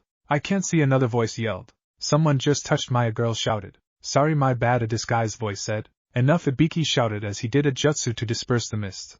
When he looked around, he saw everyone in their original spots. Hey, where's my test? Kiba shouted as his test was missing. And what the hell is this? He said, picking up some cloth and seeing it was a Suna headband. You, Temari shouted, standing up and grabbing her fan. You're the one who groped me. I'll kill you, she shouted as she ran over to Kiba and started beating him with her fan. Enough, Ibiki shouted again. Proctors disqualify that boy and his team, and file a sexual harassment incident against him, he said, pointing to the half-dead Kiba on the floor. Ms. Temari, sit down and refrain from further violence, he said, and Temari huffed. Next guy who touches me dies, she shouted. Naruto was staring at the scene in horror. Sorry, Kiba, Naruto thought. I was going for the guy next to you. But hey, better you taking a beating than me, Naruto thought as he put his test in his pocket and wrote his name on Kiba's test. After another 20 minutes, Ibiki announced the final question and asked for those who did not want to participate to drop out. Several teams did, and all that was left was 27 out of an original of 40 teams. After the remaining teams stayed behind, Ibiki announced they all passed and the meaning of the test. Okay then, brats, Ibiki said. Now he began until a ball of cloth busted through the window. What the hell? Naruto shouted as he stood up holding his sword ready to fight. Just then the ball unfurled and revealed a banner that read the sexy and single Anko Mitarashi with a purple-haired woman in fishnets, and a trench coat standing in front of it. All right, kiddies. I'm Anko Mitarashi, the proctor of the second exam. Anko announced loudly. Don't get too excited as the pain has only begun. So, let's go. Follow me, Anko announced loudly, striking a pose. Naruto and everyone else in the room was looking at her baffled. Anko Ibiki said dully, the second exam isn't until tomorrow, he said, and Anko blushed in embarrassment. Anko looked around and saw only one person standing up. A blonde-haired boy with shark-like teeth and a big sword. What's wrong, Blondie? Anko said, striking a pose, intimidated by my curvaceous and sexy body. Sorry, but I'm not into younger guys, she said, and Naruto sat down. Bah, whatever, Naruto said, surprising Anko. May is way hotter than you. Her hair is nicer. Her are bigger, and she can kick your ass in a heartbeat, Naruto said. With May. Ah, Naruto, May said with a goofy smile, you really think that of me? You shouldn't be talking about your sensei like that, she said. Several of the jounin watching her sweat dropped. Kakashi was looking at her with a narrowed eye. So, she's the one who trained Naruto? Kakashi thought she doesn't seem so special, he thought as he returned his attention to the screen. Back with Naruto. What the fuck did you say? Anko shouted, picking Naruto up by the collar. Say it again, you little blonde shit. And out she began. Anko Ibiki shouted, you really going to beat up a genin over something so petty, he said, and Anko scoffed and let Naruto go. Come to training ground 44 tomorrow at noon for the second phase. And I can promise you all that at least half of you will be cut by the time I'm done with you, Anko said as she jumped out the window. Naruto slung his sword and began to walk out until Sakura got in his way. What the hell, Naruto? She shouted. Are you trying to get us disqualified? She said. Naruto then grabbed her shoulder and physically moved her out of his way. I told you don't talk to me, Haruno, Naruto said as he walked out the door. A few hours later, Hokage Tower. What? Naruto shouted as May looked down. What do you mean you have to go back to Kiri? He said. It's time for my coronation to become Mizukage, Naruto, May said with sorrow in her voice, but I promise you I'll be back in time for your finals and I'll be watching you through the live feed, she said. Naruto looked down. It's okay, I understand, Naruto said. It just sucks you won't be here. I'll miss you, he said. Just then he felt his head get grabbed and get picked up. May then took off his headband and planted a kiss on it, making Naruto blush. I'll be back, don't worry, Naruto, May said before giving him a hug. I'll see you later, Naruto, May said as she disappeared in a swirl of water. Naruto stood there for a few seconds and touched the spot where May kissed him. Naruto smiled lightly and felt a war sensation in his heart. What was that? Naruto thought as he clutched his heart. After a few seconds it didn't go away. Damn it, what's this? Wait, I know who to talk to, he thought as he ran off. With Hinata. Hinata Hyuga was lying down on her bed as her bad week got worse. First she found out through Ino that Naruto was dating an older girl. Then she went to the Chunin exams and chickened out talking to Naruto, and now her team was disqualified because Kiba lost his test and groped a girl. To say that her father and Kiba's mother were angry was an understatement. Sum is currently hazing Kiba, and Hayashi for the first time in a long time showed actual concern for her, and asked if Kiba ever acted or touched her inappropriately. Why can't this week just end? Hinata thought. Just then there was a knock at her bedroom door. Coming, she said, walking over to it. Upon opening it she saw her teammate Shino standing there with flowers and a small box. Shino, what are you doing here? Hinata said. Hello, Hinata, Shino said in his monotone voice. I come bearing gifts of flowers and food, he said, handing both to Hinata. Shino, what's? Hinata began. Naruto informed me that this would be the best way for me to express my concern for you, Shino said, and Hinata's eyes grew wide. Naruto, why would he? Hinata wondered until it came to her. Wait, is Naruto apologizing to me through Shino? Hinata thought. Shino, why did you do this for me? Hinata wondered, and Shino adjusted his glasses. Because I care about you, Hinata, he said, making Hinata's cheeks redden. Your sadness made me concerned about you, and I was not willing to stand by and watch you suffer, he said. Hinata then began to fidget. Shino cares about me, Hinata thought. Naruto is apologizing to me through Shino. He's saying that I should move on and date Shino because he cares about, she thought, misreading the situation as steam began coming out of her ears. Anyways, I'll be going, Shino said as he began to walk away. Wait, Shino, Hinata said, stopping him. Do you want to share my cinnamon rolls? She said nervously. Shino paused and thought. Hinata wishes to share her food with me, he thought in confusion. Shino thought, I see, she wishes to deepen our bond by sharing food and establish further trust and companionship, he though misreading the situation himself. I'd love to, Hinata, Shino said as Hinata slowly stepped out of her room. I'll get us a plate, Hinata said nervously as she escorted him to the dining area. Due to his ignorance and misreading of a situation, Naruto has unintentionally sowed the seeds for a new couple in Konoha. With Naruto, Kisame and Raiga in the Umbu bar, Naruto took a swig of whiskey and slammed it on the table, and she kissed my forehead and left, Naruto said, and now I'm feeling weird, Naruto said as Raiga took a sip of his beer. I'm afraid I have the answer to your problem, Naruto. Raiga said, you have something called bitch dependency syndrome, he said, and Naruto looked at him. You basically became so attached to her that you don't think you can function without her, he said. You need to push her out of your mind and focus on things that matter, he said, and Naruto nodded. He's not wrong, but he's also not right, Kisame said, taking a drink of his sake. You depend on May like how we depend on our swords, Kisame said, grabbing Samehada. If we don't have them, then we are not swordsmen. We can live without them, but we cannot function without them, he said, and Naruto slammed his head on the table. Damn it, I don't know what to do, Naruto said, taking another drink. I can't think of anything except May not being here, he said, until he felt a hand land on his shoulder.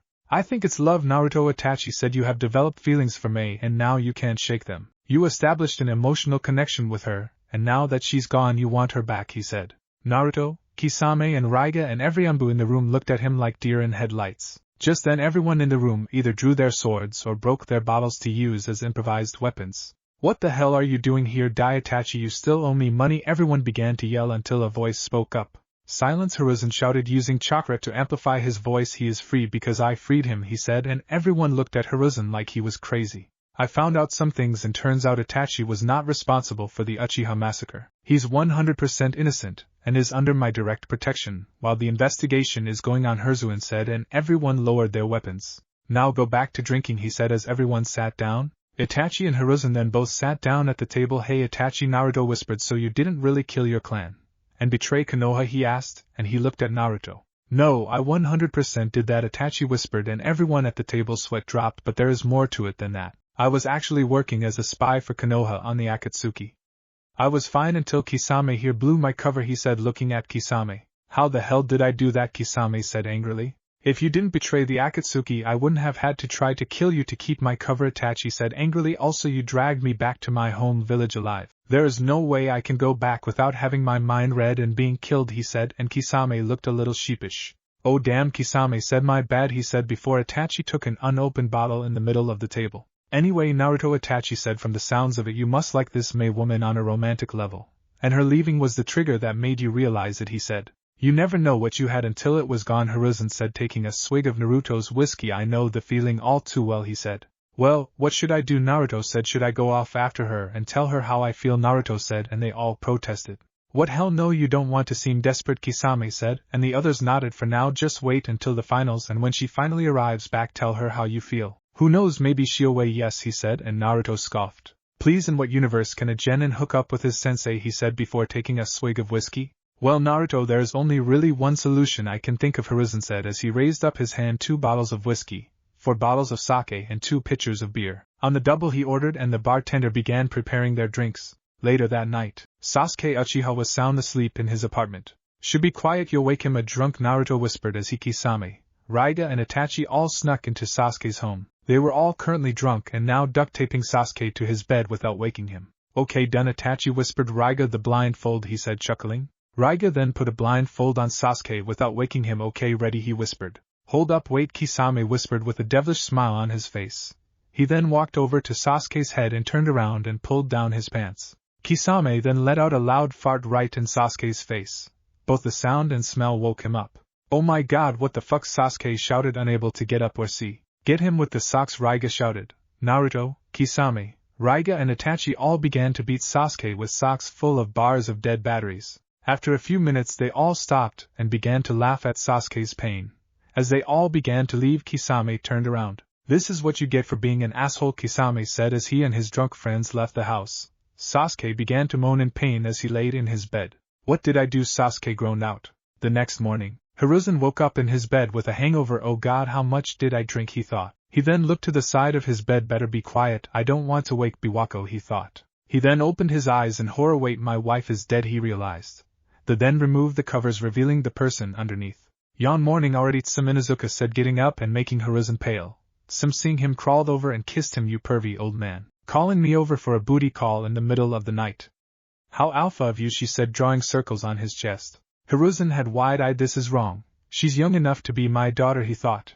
He then looked at the happy and satisfied face of Tsum. But if I'm wrong, I don't want to be right, he thought. Well, I didn't become Hokage by being a saint, Hiruzen said as Tsum crawled up next to him and put her head on his chest. And you keep saying you're too old, Tsum said, but from my P.O.V everything I still in prime condition, she said with a giggle. Damn, I'm good, Hiruzen thought. Training ground 44. 1130 hours. Naruto was looking at a bruised and angry Sasuke and Sakura hounding him over his wounds. Naruto trying to hold in his laughter. Hey bastard, Naruto said, gaining Sasuke's attention. What happened? Some of your fangirls jump you or something, he said, and Sasuke became angry. Shut it, idiot, Sasuke said, and for your information I got jumped by a group of foreign ninjas last night. But what you see here isn't as nearly as bad as what I did to them, he said. Wow, Sasuke, that's so cool, Sakura said in her total fangirl mode. Naruto rolled his eyes. Oh please, Naruto thought, although if you said you had a sock party done on you in the middle of the night by drunk people, I'm sure people would call you crazy and delusional. But I wouldn't because I was there, he thought with a chuckle. Okay, you little shits, listen up, Anko announced. I'm going to explain the test of the second phase, she said. She then explained how they will have one scroll and have to gain a second scroll by fighting another team. Okay, then with nothing else to say, go to your gates and wait for the signal, Anko said. As everyone went to their gates, someone stood in front of Naruto. Can I help you, dude? Naruto said. I am Sabaku no Gara said in his monotone voice. Who are you? He said, and Naruto smiled, showing his shark teeth. Naruto Uzumaki, Naruto said, and Gara nodded. I sense that presence inside you, Uzumaki, he said, making Naruto's blood run cold. I wish to fight you. Do not lose this exam, he said before he walked by him. He was then followed by a guy in a black cat suit and the girl with the fan who beat Kiba yesterday. Hey Blondie, Tamari said, making Naruto stop in his tracks. Yeah, what's up? Naruto said. Oh crap, does she know it was me who groped her? It was an accident, he thought while sweating. I totally respect you, you know, she said to Naruto's confusion before pointing at his sword, giant fan. People do not appreciate or understand how much of a pain in the ass it is to carry and use a weapon like ours, she said, and Naruto smiled. Yeah, sharpening my sword takes about an hour on each side, he said. Well, take care, fan lady, he said. Take care, sword boy, she said, catching up with her brothers, another giant weapons user. I'm no longer alone in my struggles, she thought. As Naruto and his team waited at their gate, he currently had the scroll in his hand and was wondering what to do with it. He then saw a puddle and had an idea. Naruto quickly went through hand signs, summoning just Naruto, then summoned a small shark. Hey, can you hold on to this for me please, he said. Sure, think kid, the shark said, taking the scroll and vanishing in a puff of smoke. Sasuke and Sakura looked at the interaction with wide eyes. What the fuck was that? Sakura screeched. None of your goddamn business, that's what Naruto shouted back. Just then the signal went off and the gates opened. Let's get this crap over with, Naruto said as he and his team ran into the forest to begin the second phase of the Chunin exams. With Itachi, Kisame and Raiga, root secret base. Itachi, wait please, Danzo begged. Everything I did was for the good of the village. Don't, Danzo began to say before he got decapitated by Itachi. All around Itachi was the 100 or so dead bodies of Danzo's root Umbu. Itachi told Hiruzen that he was under orders from Danzo to kill the Uchiha in exchange for protection for his brother. Well, it's nice to get the blood pumping again, Kisame said as he put Samahata on his shoulder. So why did we need to kill all these guys again? Kisame asked, and Raiga spoke up. Yeah, all this seems pretty unnecessary, Raiga said, wiping blood off his swords, but I'm not complaining. It was pretty fun, he said with a smile. Danzo would have been a hindrance in our plans down the line, Itachi said. Besides, I despised him for what he did to Shursui. If he did not get in the way of our original plan to stop the coup, if he didn't, my clan would be around and I would not have had to become a rogue ninja, Itachi said, and Kisame and Raiga nodded. Oh well, what's done is done, Kisame said. So when were you going to the doctor for your lung thing? Kisame said, and Itachi shook his head. Don't know, Itachi said. Last time I went I was told there was nothing they could do, Itachi said. Well, Raiga said, live every day like your last, he said. I'm going to scavenge everything I can from here, Itachi said. I'm taking the Sharingan Danzo had. Feel free to take anything else you want, he said. Raiga lit up like a Christmas tree. Alright, free shit, he said as he began to scavenge from the dead. I'm good, Kisame said. I'm going back to the hideout. See you two later, Kisame said as he disappeared in a swirl of water. With Naruto, Sasuke and Sakura. Naruto, Sasuke and Sakura have been running through the forest for about an hour now. Naruto has been looking around and he likes what he sees. The ground was damp enough for him to get water from to perform jutsus. This along with the humid air would prove valuable in the case he wants to ambush someone. He then saw both Sasuke and Sakura go to ground level and he followed. What's the hold up, he said impatiently. Shut it, loser, Sasuke snapped. We need to find a team and get a scroll. All we were doing is running through the forest, he said. No shit, Sherlock, Naruto said. If we keep moving through the forest, we'll run into someone.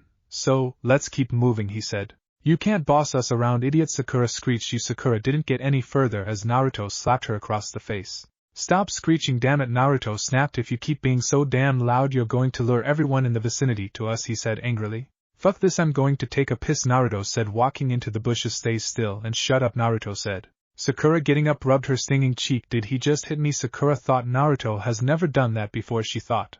She was used to Naruto being the submissive punching bag and never fighting back. Now she realized that this was not the same Naruto she went to the academy with. Damn loser, Sasuke said. Where does he get off on telling us what to do, he said. No matter what kind of training he's done, he's still the dead last dope we know. We don't, he began until something flew out of the bush towards them. Both Sakura and Sasuke were on guard as they were expecting an attack. However, what they saw made their stomachs churn. The upper body of a rain genin in a white bodysuit and a breathing device. Naruto then walked out a few seconds later with his bloody sword on his shoulder. Bastard, Naruto said. Sneaking up on a guy when taking a piss is pretty low. Is nothing sacred anymore, he said as he knelt down and began rummaging through the corpse. Saisum kunai. Explosive tags but no scroll.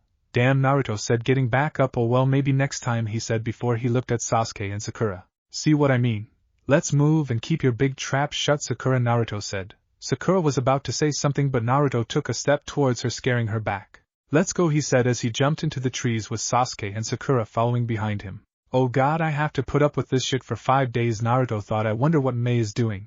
I hope she's okay, he thought. With May in a tavern by the road. And now I'm going back to Kiri to be made Mizukage while he's participating in the Chunin exams, May said as she sat at the table. Am I crazy to believe that we could be together with our age gap? While we can't do anything sexual together yet, we can date and stuff. I'm so conflicted. What should I do, she said, putting her head down. Nonsense, Yujutoni said, slamming her drink down. If you like him, nothing should stop you. From what it sounds like, you love him, and he respects you. I say go for it, she said, folding her arms. I agree with Kuratsuchi said. I personally don't see the age gap thing as a problem. If anything, it'll make you seem more enticing to him, she said, and May looked at her hopeful. You really think so, May said with a small smile. Of course, Fu said, eating a piece of dango. I mean, look at you. Long hair, big, pretty face. If he rejects you, he's stupid or possibly gay, she said, making May and the other girls chuckle. Yujito then looked at her. And even if he does reject you, it's better than not telling him.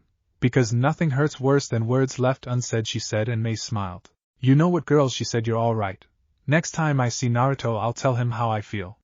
And even if he rejects me, I'll never give up our friendship, she said proudly. To May and Naruto, Fu cheered as all the women clinked their glasses together. At another table, Ao, Katsuchi and Shibuki all sat around waiting for the conversation to end. I literally stopped for 3 minutes to take a piss, A said. Now I've been here for 20 minutes while Yujito talks to that May of yours, he said to Ao. Think of it as building foreign relations, Ao said, taking a sip of tea. Besides, once women begin to talk, you can kiss your schedule goodbye, he said.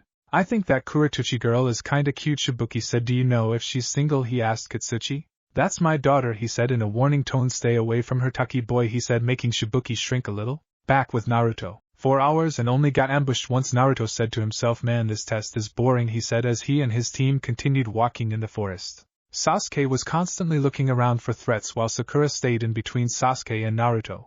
Even after 1 month of training, she's still a scared little fangirl. Hey, what do you say we set up camp, Naruto said, looking at Sakura and Sasuke. It's beginning to get dark, so we should. Naruto did not finish his sentence as a giant gust of wind blew him into the forest. Holy hell, Naruto shouted as he flew through the air. Naruto then grabbed his sword and swung it. Naruto got lucky and the sword stuck into a tree, keeping him still. Luckily, he was pumping chakra through his muscles to increase his grip. When the wind died down, Naruto pulled his sword free and landed on the ground. What the hell was Naruto began to think until he had to dodge an attack. Naruto looked at his attacker and paled as it was a giant snake. Oh, you gotta be shitting me, Naruto shouted. The snake that swung its tail at Naruto. Naruto dodged and went through hand signs water style. Water bullets. Naruto then fired several dozen water bullets out of his mouth at the snake. The jutsu hit the snake but had little effect. The snake then spat out a giant glob of poison at Naruto, who dodged once again. Damn, all I did was piss it off, Naruto said to himself as he ran through the trees. Naruto then went through hand signs water style. Water clone. Naruto then created 10 water clones, and they all split up as the snake chased after him. As the snake neared, it bit down with its fangs, stabbing Naruto within. Just then the water clone turned back into water, leaving the snake confused. Naruto and his 9 other clones came from both above and below the snake. Naruto aimed at one of the eyes and with a slash blinded the giant snake. The snake hissed in pain as it thrashed violently. 3 more clones were destroyed, but the other continued fighting. Some clones were able to cut the snake's belly while several others jumped on the snake's back and began to chop away. Okay, then, Naruto shouted as he jumped high in the air holding his sword above his head. Naruto came down at a fat arc while pumping chakra through his arms and sword. Naruto with all his power slashed down vertically on the snake's head. Naruto's sword cut the snake's head in half in a spray of blood that got onto Naruto. The snake then fell to the ground and Naruto began to wipe the blood from his face. He was now soaked. You gross, Naruto said, spitting out blood that got in his mouth. Oh god, I need to rinse after this, he said. Now let's go and find the bastard and the banshee, Naruto said as he ran off back the way he came flying from, with Sasuke and Sakura. Sasuke was fighting against the disguised Orochimaru, and was getting his ass kicked. Sasuke threw a punch, but it was easily caught. Sasuke, how you disappoint me, Orochimaru said, flipping the boy and slamming him into the ground. You are nowhere near Itachi's level, he said with a smirk. Sasuke, hearing his brother's name, became enraged. What do you know about Itachi? Sasuke shouted as he got back up and attempted to fight the rogue Sannin who was just toying with him. Well, Sasuke, you'll need to beat me and find out, he said before kicking Sasuke away several yards. Sasuke smacked into a tree with a cowering Sakura hiding away. Sakura, looking at the fight, knew she had no chance if Sasuke was being beaten. She then saw Orochimaru start slowly walking towards her and Sasuke. Just then a thick mist began to cover the area. So, you were the one who summoned the snake? Naruto's voice echoed through the mist. Sasuke and Sakura, seeing this, both had flashbacks to their time in Wave with Zabuza. That snake of yours tried to kill me, Naruto said, but size isn't what matters in a fight, you know, he said. Orochimaru, looking around, began to chuckle. Why don't you come out and fight me then, brat? Orochimaru said, bringing out his Kusanagi out from high mouth. Or are you too scared to face me, he said. I'm already here, Naruto said from behind Orochimaru, startling him. Naruto swung his sword at Orochimaru, attempting to cleave him in half. Orochimaru used his sword to block the attack. Orochimaru was surprised by the force behind the hit. Clever boy, Orochimaru said before he kicked Naruto away. Naruto then took off back into the mist, using hit and run tactics on a superior opponent. Very smart, Orochimaru said, but unfortunately for you, I'm a veteran of the Second Great Shinobi War, Orochimaru said as he extended his arm and grabbed Naruto out of the mist, holding him by the neck. I've dealt with this kind of combat before, Orochimaru said, raising his sword to stab the boy. Fire style. Fireball jutsu. Sasuke then launched a fireball at Orochimaru and Naruto. Sasuke didn't care that Naruto was in the way, all that mattered is that he took out Orochimaru. Naruto, seeing this, substituted with a piece of wood and landed a few yards away. What the hell, bastard? Naruto shouted. You almost cooked me with that weirdo there, he yelled. Shut it, loser, Sasuke snapped. Why should I care about? Sasuke began until Orochimaru sunk his fangs into his neck as a curse mark began to form. Orochimaru's head then went back to his body. How merciless, Sasuke! Willing to sacrifice a comrade to save yourself. You will make an excellent addition, he said, licking his lips. He then saw that the mist was now clearing and Naruto was standing back up. Still want more? How tenacious, Orochimaru said, adjusting the grip on his sword. Let's start, shall we, he said. Naruto, without saying anything, charged at Orochimaru and swung his sword. Orochimaru ducked under the sword and attempted to stab Naruto. Naruto parried and countered with a kick which Orochimaru blocked. Orochimaru then grabbed Naruto's leg and pulled him in closer. Orochimaru then proceeded to stab Naruto in a non-lethal area, ensuring that the poison on his blade will be the thing that killed him. "Gah fuck," Naruto shouted as the blade entered his body. Naruto retaliated with a punch to Orochimaru's face, sending the snake Sannin back a few feet. Naruto then clutched at his wound. It felt like it was on fire and his vision was a little wobbly, but other than that he felt fine. "Gonna take more than that to stop me, you freak," Naruto shouted as he got back into his stance. That's odd. Orochimaru thought the poison should have made him not able to move. But he's still standing. I need to find out why that is, Orochimaru said, now even more excited by the fight. Orochimaru then ran towards Naruto, and when he was in range started attacking Naruto with his sword. Naruto blocked the first strike but failed to block a second that hit him in his right triceps. Naruto, fighting through pain, countered with stab, but it was easily sidestepped by Orochimaru. Orochimaru then went behind Naruto and grabbed him by the collar. Orochimaru then threw Naruto into a tree, splintering the wood and making Naruto cough up blood. Naruto opened up his eyes and then felt the coldness of steel enter his body. Naruto looked down and saw that Orochimaru buried the Kusanagi up to the hilt into his stomach. Oh god, Naruto thought as he began to throw up blood. That was a fun little game, Naruto, Orochimaru said, pulling out his sword and letting Naruto fall to the ground. Naruto fell to the ground and began putting pressure on his wound, but sadly it must come to an end. Now to take care of your other teammate, he said as he turned around and began walking to a frightened Sakura. Naruto, seeing this through fading vision, had one final thought: I may hate them, but I won't let them die, he thought. Naruto then grabbed his shark tooth necklace and put it in his mouth. He used the last bit of strength as he closed his jaw and broke the tooth. Orochimaru was walking to Sakura at a leisurely pace when he felt a small splash of water hit the back of his neck. Orochimaru then turned around and saw an enraged-looking Kisame. Kisame roared as he swung Samehada and smacked Orochimaru into a tree. Kisame, Orochimaru said, confused. Water Orochimaru began until he felt the air temperature get hotter. He then looked up and saw a giant glob of lava falling down over him. Orochimaru then substituted himself with a log. As Orochimaru landed, he turned and saw two people standing there, Kisame Hashigaki with an enraged look on his face, and May Terumi who had a look of death and anger on her face. Both had small sharks on their shoulders who were still hanging on. You guys can go, Kisame said, and thanks for the reverse summon, he said as both sharks nodded and puffed into smoke. You guys showed up, Naruto said weakly. May and Kisame both looked at him and grimaced. Kisame then made a water clone and sent it to pick him up. Take him to the tower. This is over, Kisame said to his clone who nodded and ran off. He then turned to Sakura who was still cowering. Get up and get out of here, you little shit, and take the other kid with you, he shouted. Sakura scrambled and picked up Sasuke and began to chase after the water clone. Kisame, what are you doing here, Orochimaru said, and Kisame chuckled. I'm here to kill the one who was about to kill one of my brothers, he said, making Orochimaru confused. Naruto, there is one of the 7 swordsmen. And you nearly killed him. You crossed the line, you snaky bastard, he said.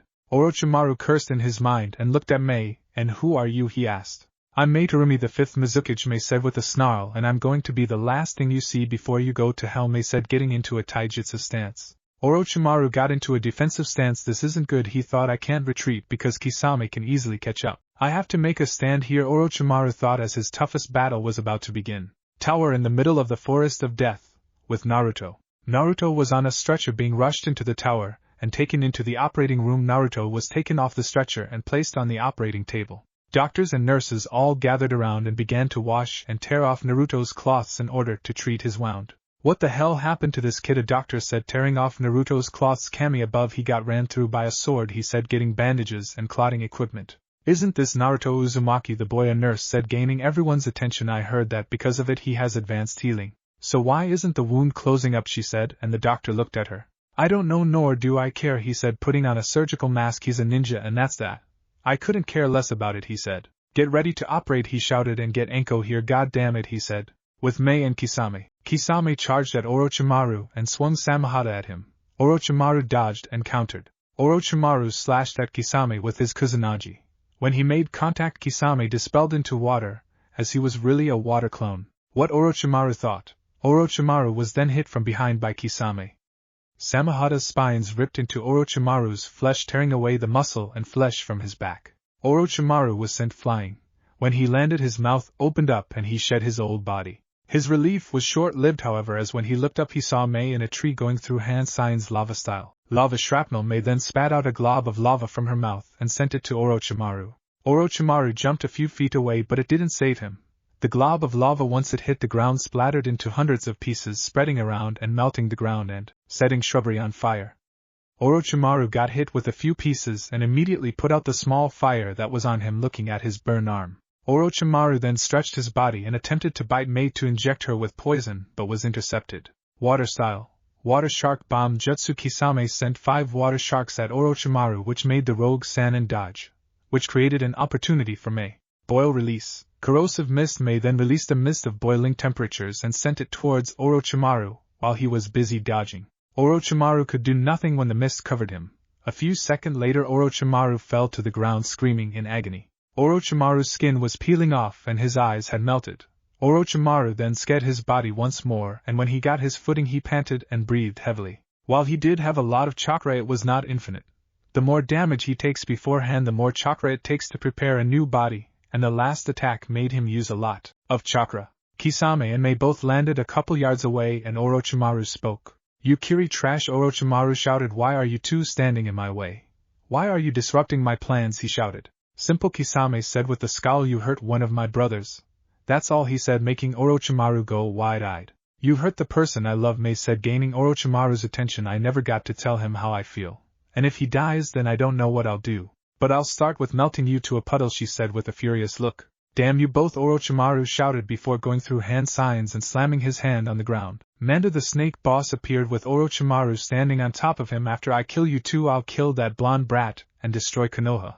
Then when I'm done, Kiri is next, he shouted. Kisame, looking at Orochimaru, shook his head. You just signed your death certificate, snake boy, Kisame said. May take on Orochimaru. I got the big ass snake, he said, readying himself. Alright, May said, let's do this, she said as both her and Kisame charged at Orochimaru and Manda, with Naruto in his mindscape. The Kyuubi was looking down at an unconscious Naruto from behind the bars of his cell. What a pathetic sight, he thought as he stared at his half-dead jailer, but this may be my opportunity to finally leave this cursed body. And I think I know where, he thought with a dark chuckle. Outside the mindscape, the doctors were now done with the operation and were looking at Naruto. Naruto had lost a lot of blood and his heart was beating weakly. Get him a room prepared for him, the doctor said to his nurses. All that's left is to wait and see if he pulls through, he said as he and his staff walked out and began to prepare a room for Naruto. A few seconds after they left, a small bit of red chakra went from Naruto to his sword and a seal the size of a quarter appeared on the bottom of the blade. With Kisame, Kisame jumped over Manda's tail and hopped onto the snake's body.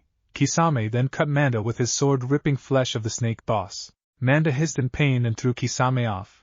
Kisame crashed into a tree, splintering it before getting out and removing his ruined Akatsuki cloak. Foolish human, Manda hissed. Do you really think you can win against me, he said, and Kisame chuckled. Arrogant bastard, aren't you, Kisame said, spitting some blood from his mouth. The fight isn't over until it's over, he said before charging at Manda while doing hand signs. Water style. Water dragon. Just then a water dragon appeared out of the ground and went to Manda. Manda, not dissuaded, went to the dragon and faced it head on. Manda and the dragon collided and Manda prevailed against the water dragon. However, he then saw Kisame coming from above with his sword held above his head. Rayura, Kisame shouted as he swung down. Kisame with all his might brought Samahata down on Manda's head. Samahata bashed into Manda's head, and with a dragging motion Kisame ripped off a portion of Manda's flesh and skull. Manda began to flail around in pain until he saw Kisame. When he did, he unleashed a stream of poison from his mouth. Kisame dodged but not in time as his left side was hit by the poison as it began to eat away at his flesh. Kisame's face and arm began to bubble and dissolve. Kisame felt the pain but suppressed his will to scream. Kisame, using his remaining arm, charged at Manda once more. Manda, through blurry vision, began to swing his tail at Kisame, who jumped and dodged as he drew closer. When Kisame was a few feet away, he jumped and brought Samahata with him. He then ripped Manda open along his belly, spilling Manda's guts out of the torn opening. Kisame, clamping up Manda, reached his head and with one last swing hit Manda on the skull. The skull caved in and Samahata got a hold of the brain. Kisame ripped Samahata out, taking a chunk of brain with it as he jumped of the giant snake. Manda fell to the ground dead and Kisame landed with a thump. Oh hell, Kisame groaned, first Itachi and now Orochimaru's pet. God, this is a bad week, he said as he summoned another healing shark. Patch me up enough to where I can fight again, he said as the shark nodded, and to remove the dead flesh and rebuild Kisame. Hold on, May, Kisame thought. With May dodged another one of Orochimaru's sword strikes and countered by grabbing his arm. May, using a judo move, flipped Orochimaru and disarmed him of his sword. Orochimaru broke free and kicked May away. Orochimaru then saw he was a good distance away from his sword. May then went through hand signs lava style.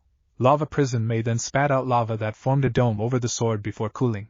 No more sword now, Orochimaru, May said with a smirk. You going to give up and let me kill you? Or are you still going to fight a fruitless battle, she said, taunting the snake's Sannin. Orochimaru scowled as he ran at May. He was being beaten by a woman who was more than half his age. I will not be denied, Orochimaru said as he engaged May in a taijutsu battle. May and Orochimaru were exchanging blows. Orochimaru threw a punch that May blocked and followed up with a kick then landed. May felt her ribs crack but powered through the pain. May then grabbed the leg and picked Orochimaru up and slammed him into the ground, cracking it. Orochimaru coughed up blood and retaliated by throwing a kick that May dodged. Orochimaru then went through hand signs earth style. Earth spikes then began making their way out of the ground and heading towards May. May then went through hand signs herself. Lava style.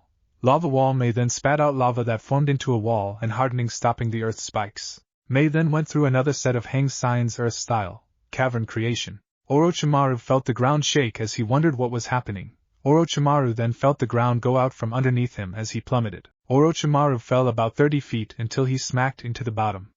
When he looked up, he saw May standing at the edge going through hand signs. Boil release. Corrosive mist. May then released another cloud of boiling mist down into the cavern covering Orochimaru. Orochimaru was too distracted by the pain from the corrosive mist that he could not focus. He also could not shed his body because if he did then his new body would immediately be assaulted by the mist. May, hearing Orochimaru's screams, was going through a long series of hand signs. Enjoy, hell you bastard, May shouted as she finished her final sign lava style. Great volcanic eruption. May then released a large current of lava from her mouth down into the cavern. Orochimaru at the bottom of the cavern could only look in horror as the tidal wave of lava rushed down on top of him. No, no please, Orochimaru screamed as the lava covered him and began to fill up the cavern. May continued the jutsu for another 3 minutes until the lava was a foot away from the top.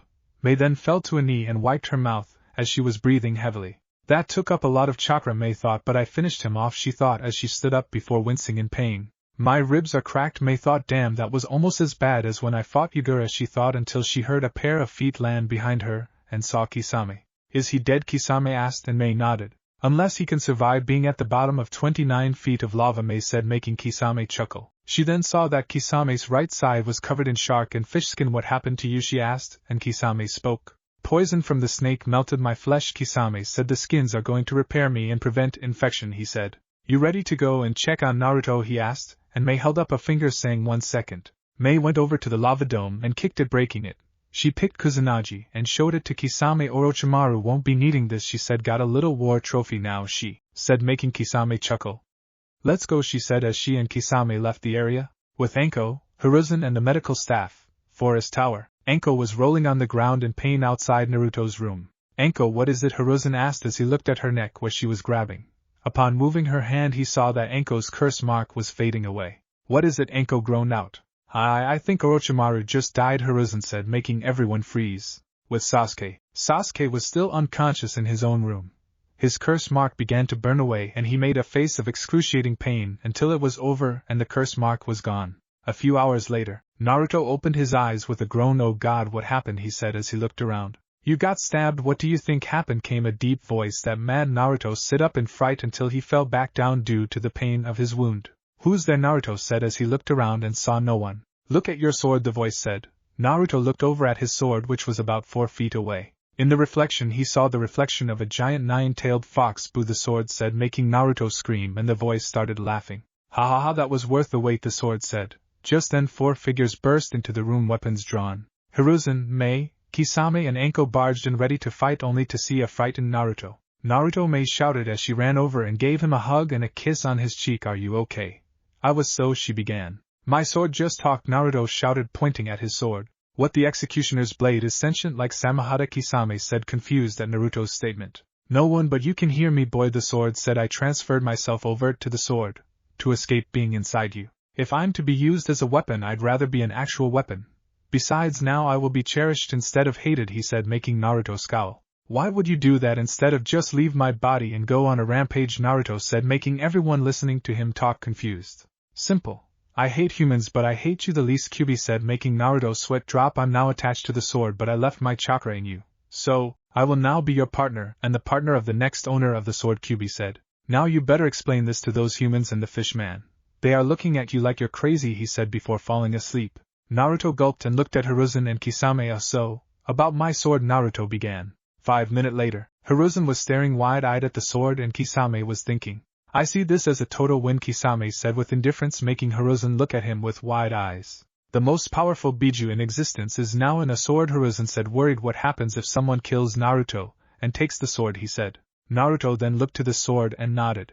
Kyuubi says that he'll only fight with those he accepts, Naruto said. Otherwise, if someone steals him, he'll burn his hands, Naruto said, making Hiruzen breath a heavy sigh. Naruto, Hiruzen said, pointing at him, don't mention this to anyone. I have to look at every angle. If someone hears that the Kyuubi is inside the sword, there will be riots in the street, and calls for your head, Hiruzen said, getting a worried nod from Naruto.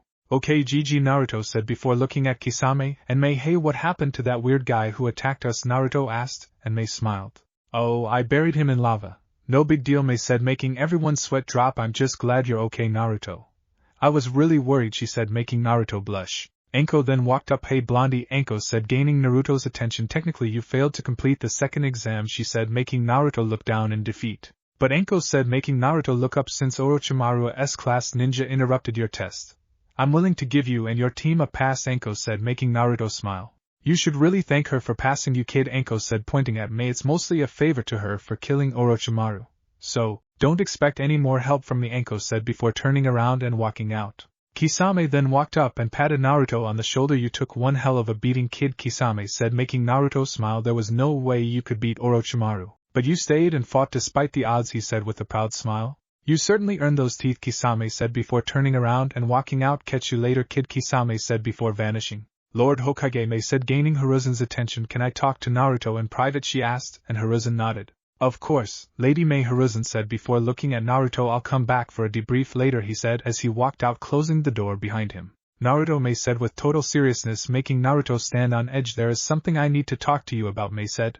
With May and Naruto. Naruto, May said seriously, there is something I need to talk to you about, she said. Naruto nervously looked at her and began to speak. What do you need to talk to me about? Naruto stuttered out. May walked over to the bed and sat down next to Naruto. Naruto, May said softly, when I first began training you, I saw you as a student, someone I can mold in order to bring out your full potential, May said, and Naruto nodded. When that incident happened, I saw you as someone precious to me. You comforted me when I was at my weakest and did not look at me differently afterwards, May said, continuing. Then the next day I had to realize that I began to see you differently, she said, facing towards Naruto. What do you mean, May? Naruto said, feeling hope beginning to rise inside of him. May then took in a deep breath.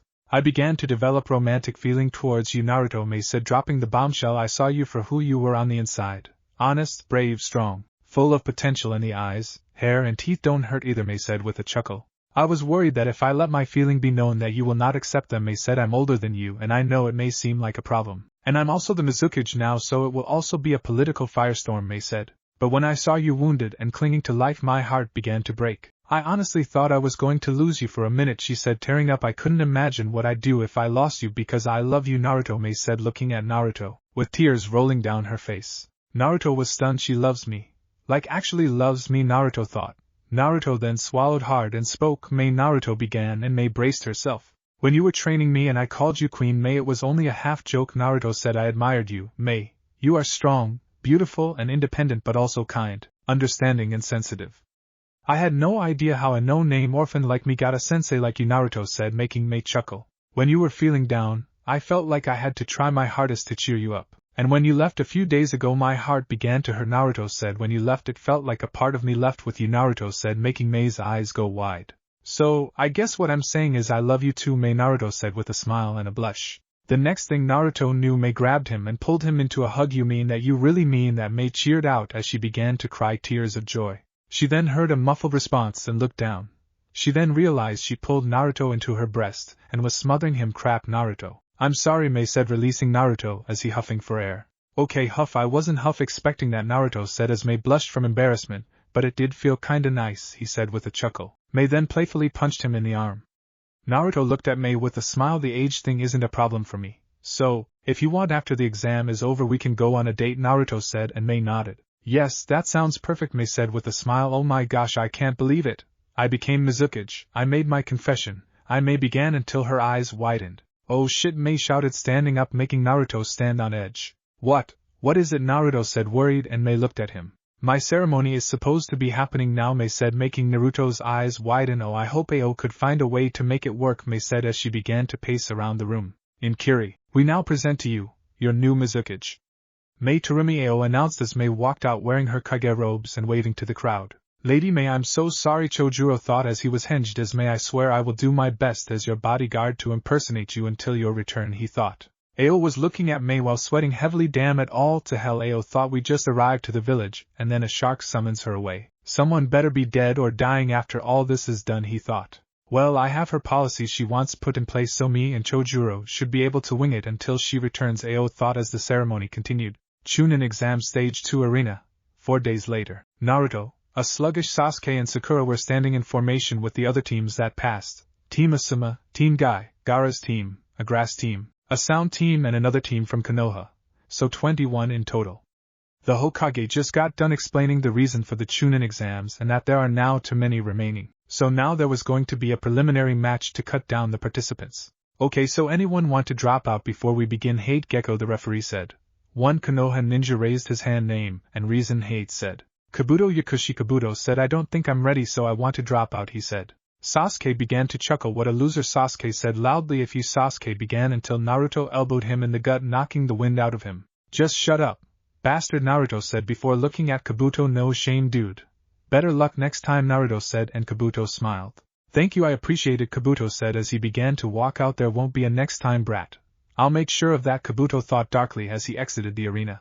Okay, then let's get this show started, shall we? Hate said as the electronic board above the arena began to go through names before landing on 2 Sakura Haruno vs Karen Uzumaki. those two stay down here. The rest of you go to the balcony, Hate said as the ninjas began to walk up to the balconies with their senseis. Naruto was walking and Kakashi saw him approaching Naruto. I'm so glad that Kakashi began until Naruto walked right past him and straight to May. May, Naruto said, looking at her serious. Her last name is Uzumaki. What is the likelihood of us being related? Naruto asked, and May looked thoughtful. It's not a very common name, May said. I recommend talking to her when her match is over, May said, and Naruto nodded. Down on the arena, Sakura was looking at the pasty, red-haired, glasses-wearing girl who was her opponent. This should be a piece of cake, Sakura thought as she cracked her knuckles. Karen was looking at Sakura in total concentration. She most likely uses genjutsu based on her muscle mass and her low chakra level. Karen thought I should not fool around or underestimate her, Karen thought as she adjusted her glasses. Okay, now then, Hate said as he raised his arm. First match. Sakura Haruno vs. Karen Uzumaki. Begin, Hate said as he jumped back and the match started. Sakura took out several shuriken and threw them at Karen. Just as they were about to hit Karen, a chain of chakra appeared out of Karen's back and swatted them out of the air. Karen then sent the chain towards Sakura. Sakura dodged the chain and ran at Karen while doing hand signs to perform a genjutsu. This should do it, Sakura thought as she approached Karen. Let's see you try, and Sakura thought until a second chain came out of Karen and nailed Sakura in her chest. Genjutsu doesn't work on me, Pinky, Karen said as she then wrapped the chain around Sakura's neck and began to strangle her. Sakura fought the chain for a minute until she passed out. Karen then let go and Hate jumped into the arena to check on Sakura. Winner Karen Uzumaki, Hate said. Karen began to walk out of the arena but then heard clapping and cheering. Yeah, way to go. You kicked her ass, Naruto shouted to Karen. Karen blushed at the praise and began to walk over to the blonde boy. Naruto, Kakashi scolded. Sakura is your teammate. How can you cheer on a foreign ninja that just beat her, Kakashi asked, and Naruto scoffed. Screw her, Naruto said, if she loses that easy. I'd rather not be affiliated with her, Naruto said, brushing Kakashi off. You little, Kakashi began as he approached Naruto, but was stopped by May. If you have a problem with my student, you talk to me first, May said with a smirk. Do you know who you're talking to, Kakashi said, and May smirked harder. No, May said with a smile, but you are talking to May Terumi, the new Mizukage and Naruto-sensei, she said, making Kakashi pale. May then dropped her smile and leaned in close. If you don't want to end up as a bubbling puddle on the ground, you better back off, she said. Kakashi looked at her and walked back to Sasuke and stood next to him. Naruto, seeing the exchange, chuckled. That was pretty cool, Naruto said to May, who smiled in response. Just then he saw Karen approaching him. Hey, Karen Uzumaki, right, Naruto said, and Karen nodded. Correct, Karen said, adjusting her glasses. And may I ask who you are, Karen said, curious. Naruto then went in and whispered, my name is Naruto Uzumaki, Naruto said, making Karen's eyes widen. I think we may be related. I'm not sure, but keep it to yourself, okay, he said. Karen looked at him and whispered, I can sense your chakra, so I can tell you're not lying, Karen said. Since I won, I'll be staying in Konoha. So, we can figure everything out later, Karen said. Let's see the rest of the matches first, okay, Karen said, and Naruto nodded. Down in the arena. Okay, then for the second match, Hate announced as the board lit up. Gaara of the Desert vs. Zaku of Oto, Hate announced. Gaara and a boy from Oto with spiky hair and a yellow shirt walked down into the arena. Get ready to lose, Red, Zaku said to Gaara, which did not faze the boy. Too scared to talk, fine with me, Zaku said. Alright, second match, Gaara vs. Zaku, Hate announced. Begin, Hate shouted as he jumped back. Zaku went on the offensive and pointed his hands at Gaara, revealing tubes in his hands. Decapitating air wave, Zaku shouted as he fired a blast of compressed air at Gaara. When the air was about to hit, a wall of sand blocked the attack, revealing Gaara standing unharmed. Is that all, Gaara said, bored. Zaku scoffed and readied for another blast. Take this, Zaku said, sending another blast of air towards Gaara. Once again the sand protected Gaara. A one-trick pony, Gaara said in his monotone voice. You bore me, Gaara said as he sent a wave of sand after Zaku. Zaku saw the approaching sand and ran towards Gaara, jumping over the wave of sand. Zaku's leg was then enveloped and Zaku was pulled down into the sand, which began to entrap him. Gaara then lifted Zaku into the air with one hand extended and opened sand coffin, Gaara said before closing his fist. The next second the sand that held Zaku crushed the boy, killing him instantly. Sand burial, Gaara said. Gaara then released the sand, letting the crushed body of Zaku fall to the ground. Gaara then looked up towards the balcony and saw Naruto standing there, horrified at what he just saw. Gaara smiled at Naruto and began to walk back up to the balcony. Hate then jumped down and looked at what was left of Zaku. Goddamn, Hate thought. Winner by death, Gaara, Hate announced. Medics, Hate shouted as a medical crew came along and took Zaku's body away. In the balcony, holy shit, Naruto said, eyes wide open. He just killed him like he was nothing, he said. May was looking at the redhead boy. He's just like Yugura. Bloodthirsty and ruthless, May thought. She then turned and looked at a shaking Karen. Karen, what's wrong, May asked, and Karen spoke. His chakra is vile and evil, Karen said. I hope I'm not the one who has to fight him next, Karen said, and Naruto nodded. Yeah, I hope so too, Naruto said as he, May and Karen all looked down waiting for the next match. In the arena, okay, next match will be Hate announced as the board went through names. Sasuke Uchiha vs Orochimaru. Hate announced. Outcome is same as in canon. A few minutes after Sasuke left the arena for medical attention, next match will be Hate announced. Ino Yamanaka vs Kinsichi. Come down, he said. Ino and Kin both went down into the arena and stood across from each other. I hope you put up more of a fight than that pink-haired girl, Kin said with a smirk, although by looking at you I can tell you are just some weak excuses for a kunoichi, Kin said, and Ino scowled. Shut it, bitch, Ino shouted. I'll kick your ass back to whatever hole you crawled out of, Ino said, and Kin chuckled. Okay, next match, Ino Yamanaka vs Kinsichi. Hate announced. Begin, he shouted as he jumped away. Kin started off the fight by throwing a hail of sabana at Ino.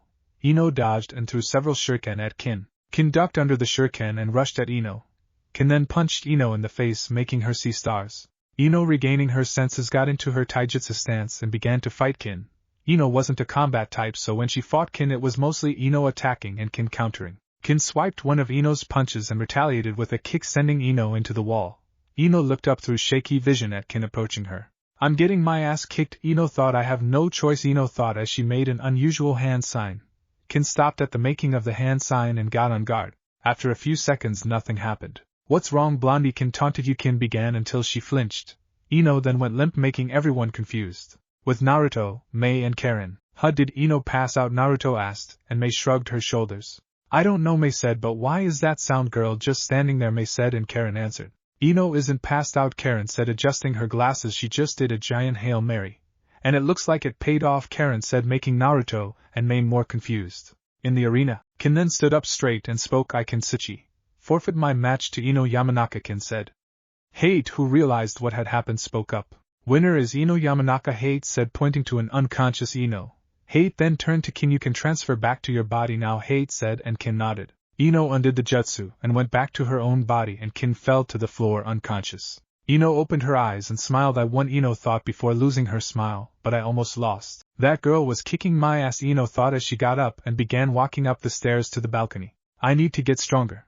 I need to get more serious, Ino thought as she was congratulated by her teammates on her Pyrrhic victory. With Naruto, May and Karen, she can transfer her mind to other people, Naruto said, and Karen nodded. Yes, she can, Karen said. You two are from the same village. How do you not know that, Karen said, and Naruto rubbed the back of his head.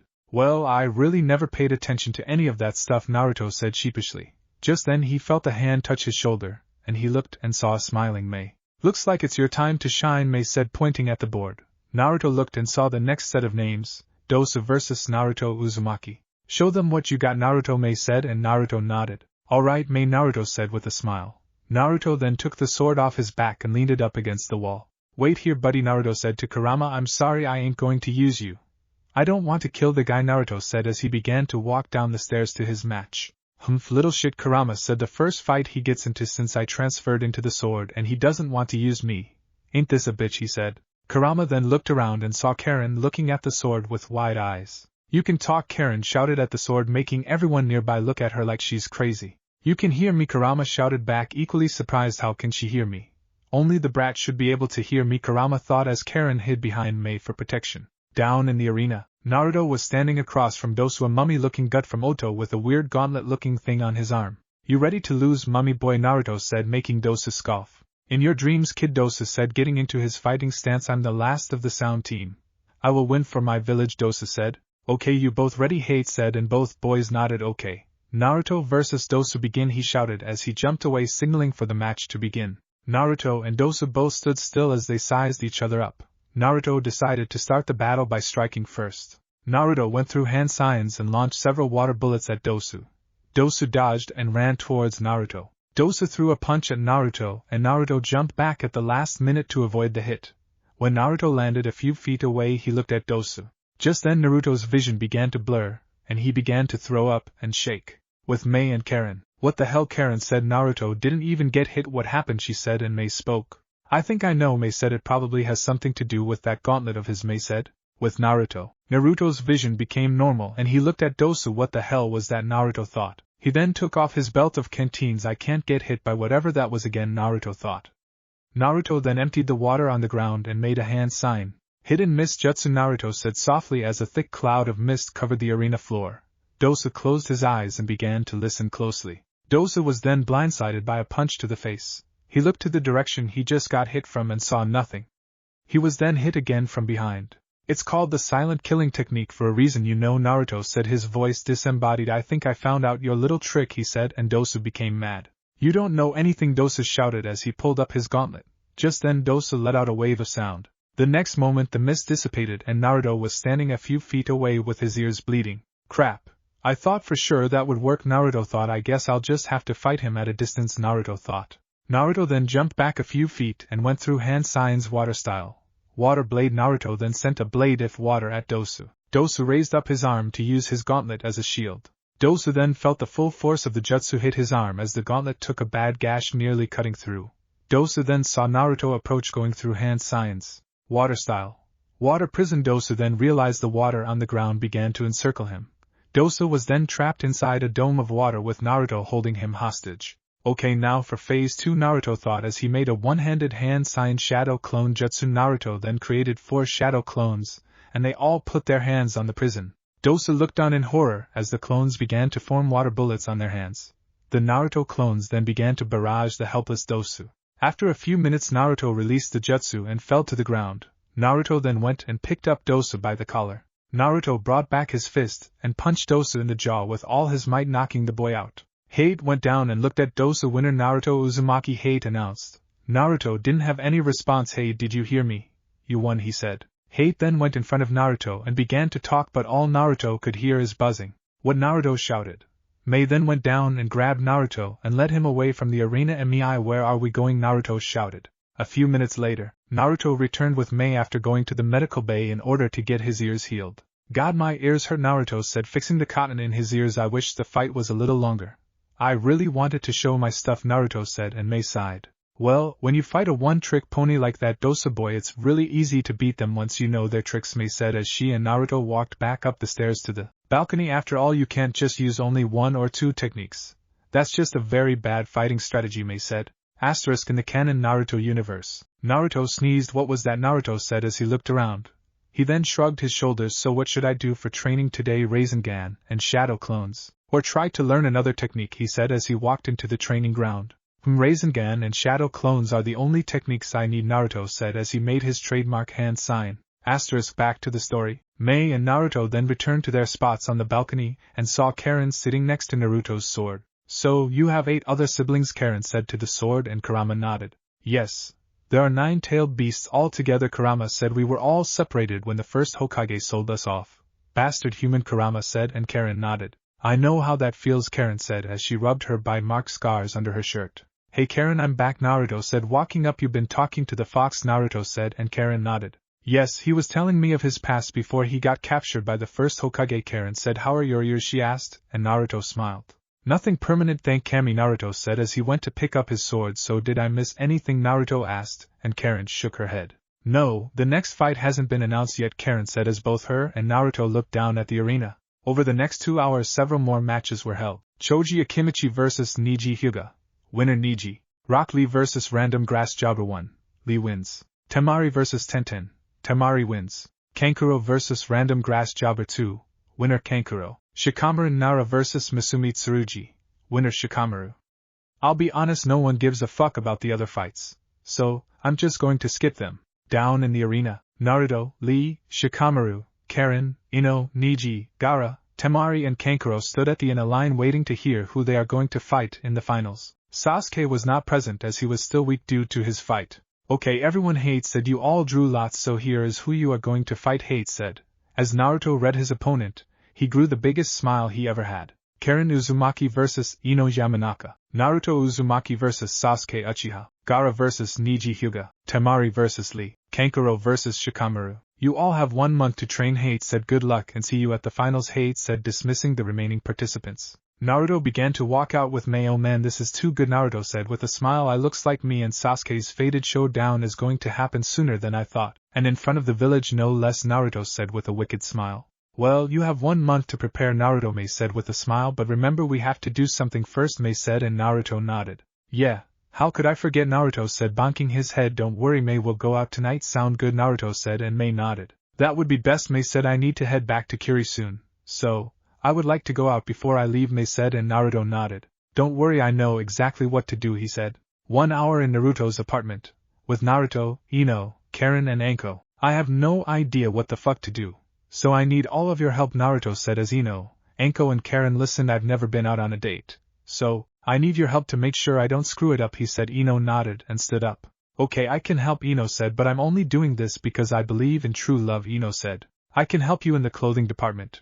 Make you look a little more presentable, Ino said, and Naruto nodded.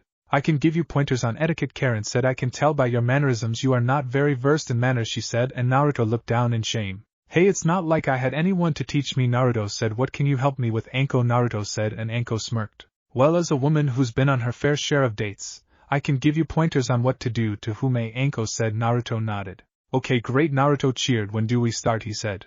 Anko then smiled evilly. Right now, she said before pulling out a straight razor. First thing you gotta do is shave, she said, and Naruto gulped.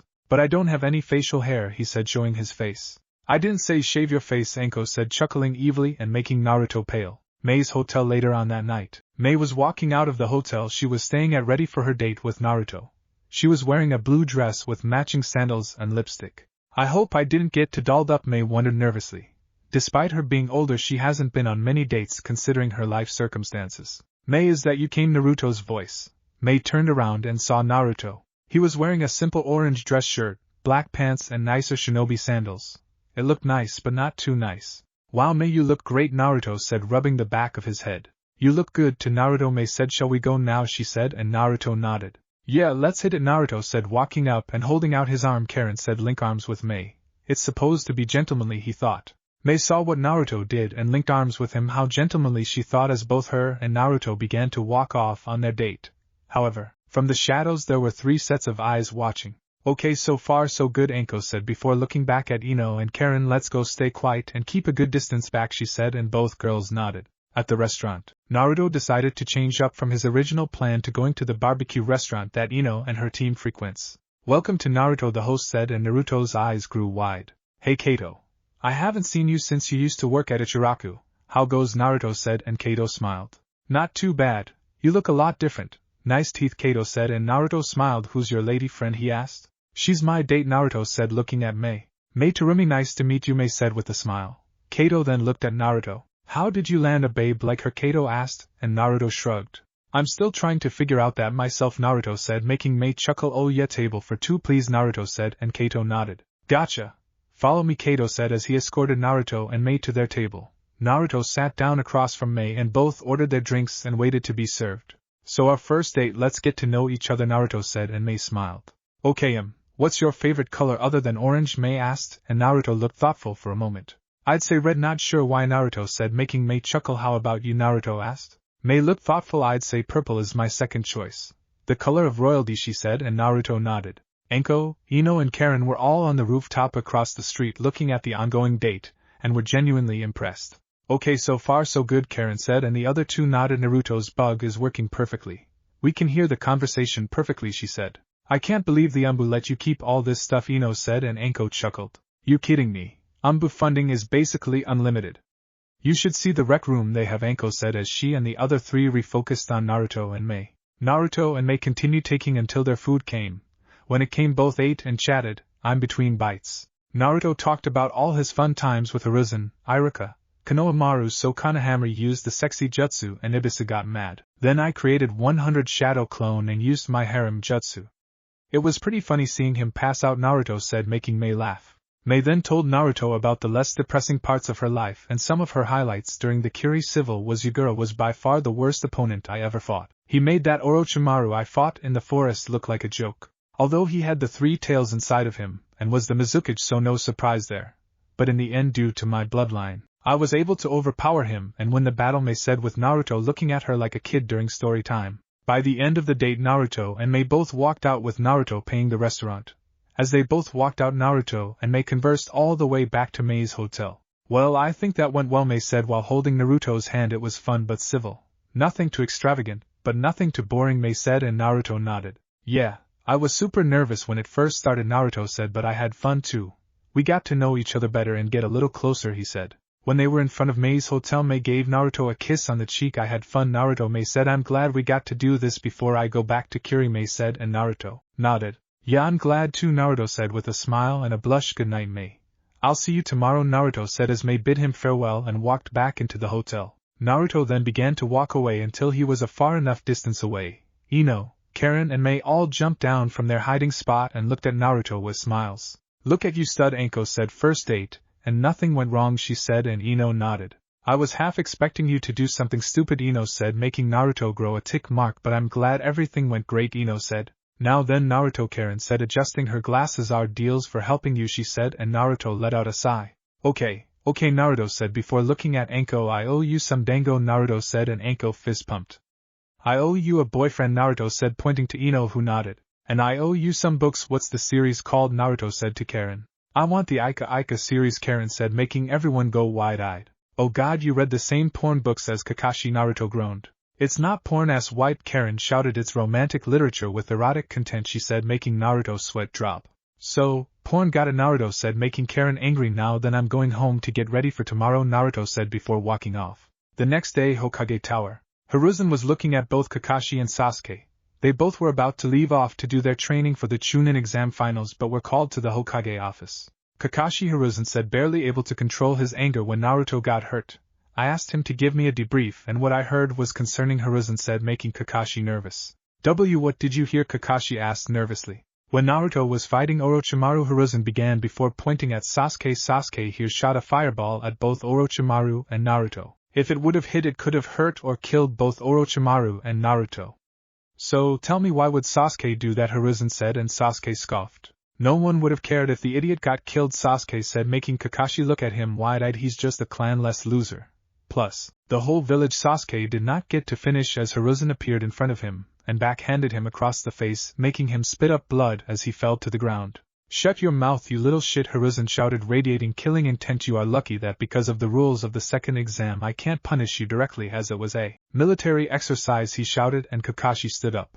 Lord Hokage, I had no idea that happened, Kakashi began. I would never have allowed or told Sasuke to do such a thing, he said, and Hiruzen looked at him. Even so, this is still a failure on your part, Hatake, Hiruzen said, approaching the man. If you trained your team right, this would not be a problem, he said, and Kakashi nodded. Sasuke is going to fight Naruto in the finals, and Naruto is not going to take it easy on him. He will do everything short of killing Sasuke during the exam. So, you better be prepared for the consequences, Hiruzen said. I won't lose to that idiot, Sasuke said, standing up. No matter what kind of training he did, he's still the same loser.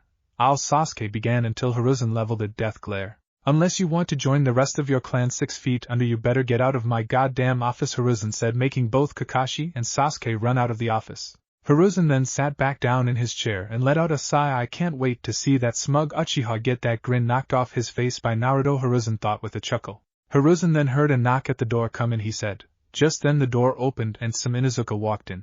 Hello, Lord Hokage, Some said with a smirk. I'm here for our meeting, she said. She then closed the door and locked it, making Hiruzen chuckle. Hiruzen then went through hand signs and put up a privacy barrier.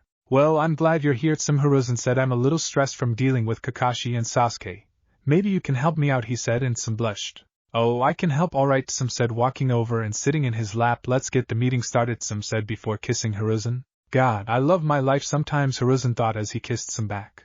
Outside the village walls, with Naruto, May, Kisame, Itachi and Raiga, Naruto gave May a hug which she returned. Come back soon, okay, Naruto said, and May nodded. Of course I will, May said. I will be back shortly before the final exams and I'll be there to watch you fight, she said, and Naruto nodded.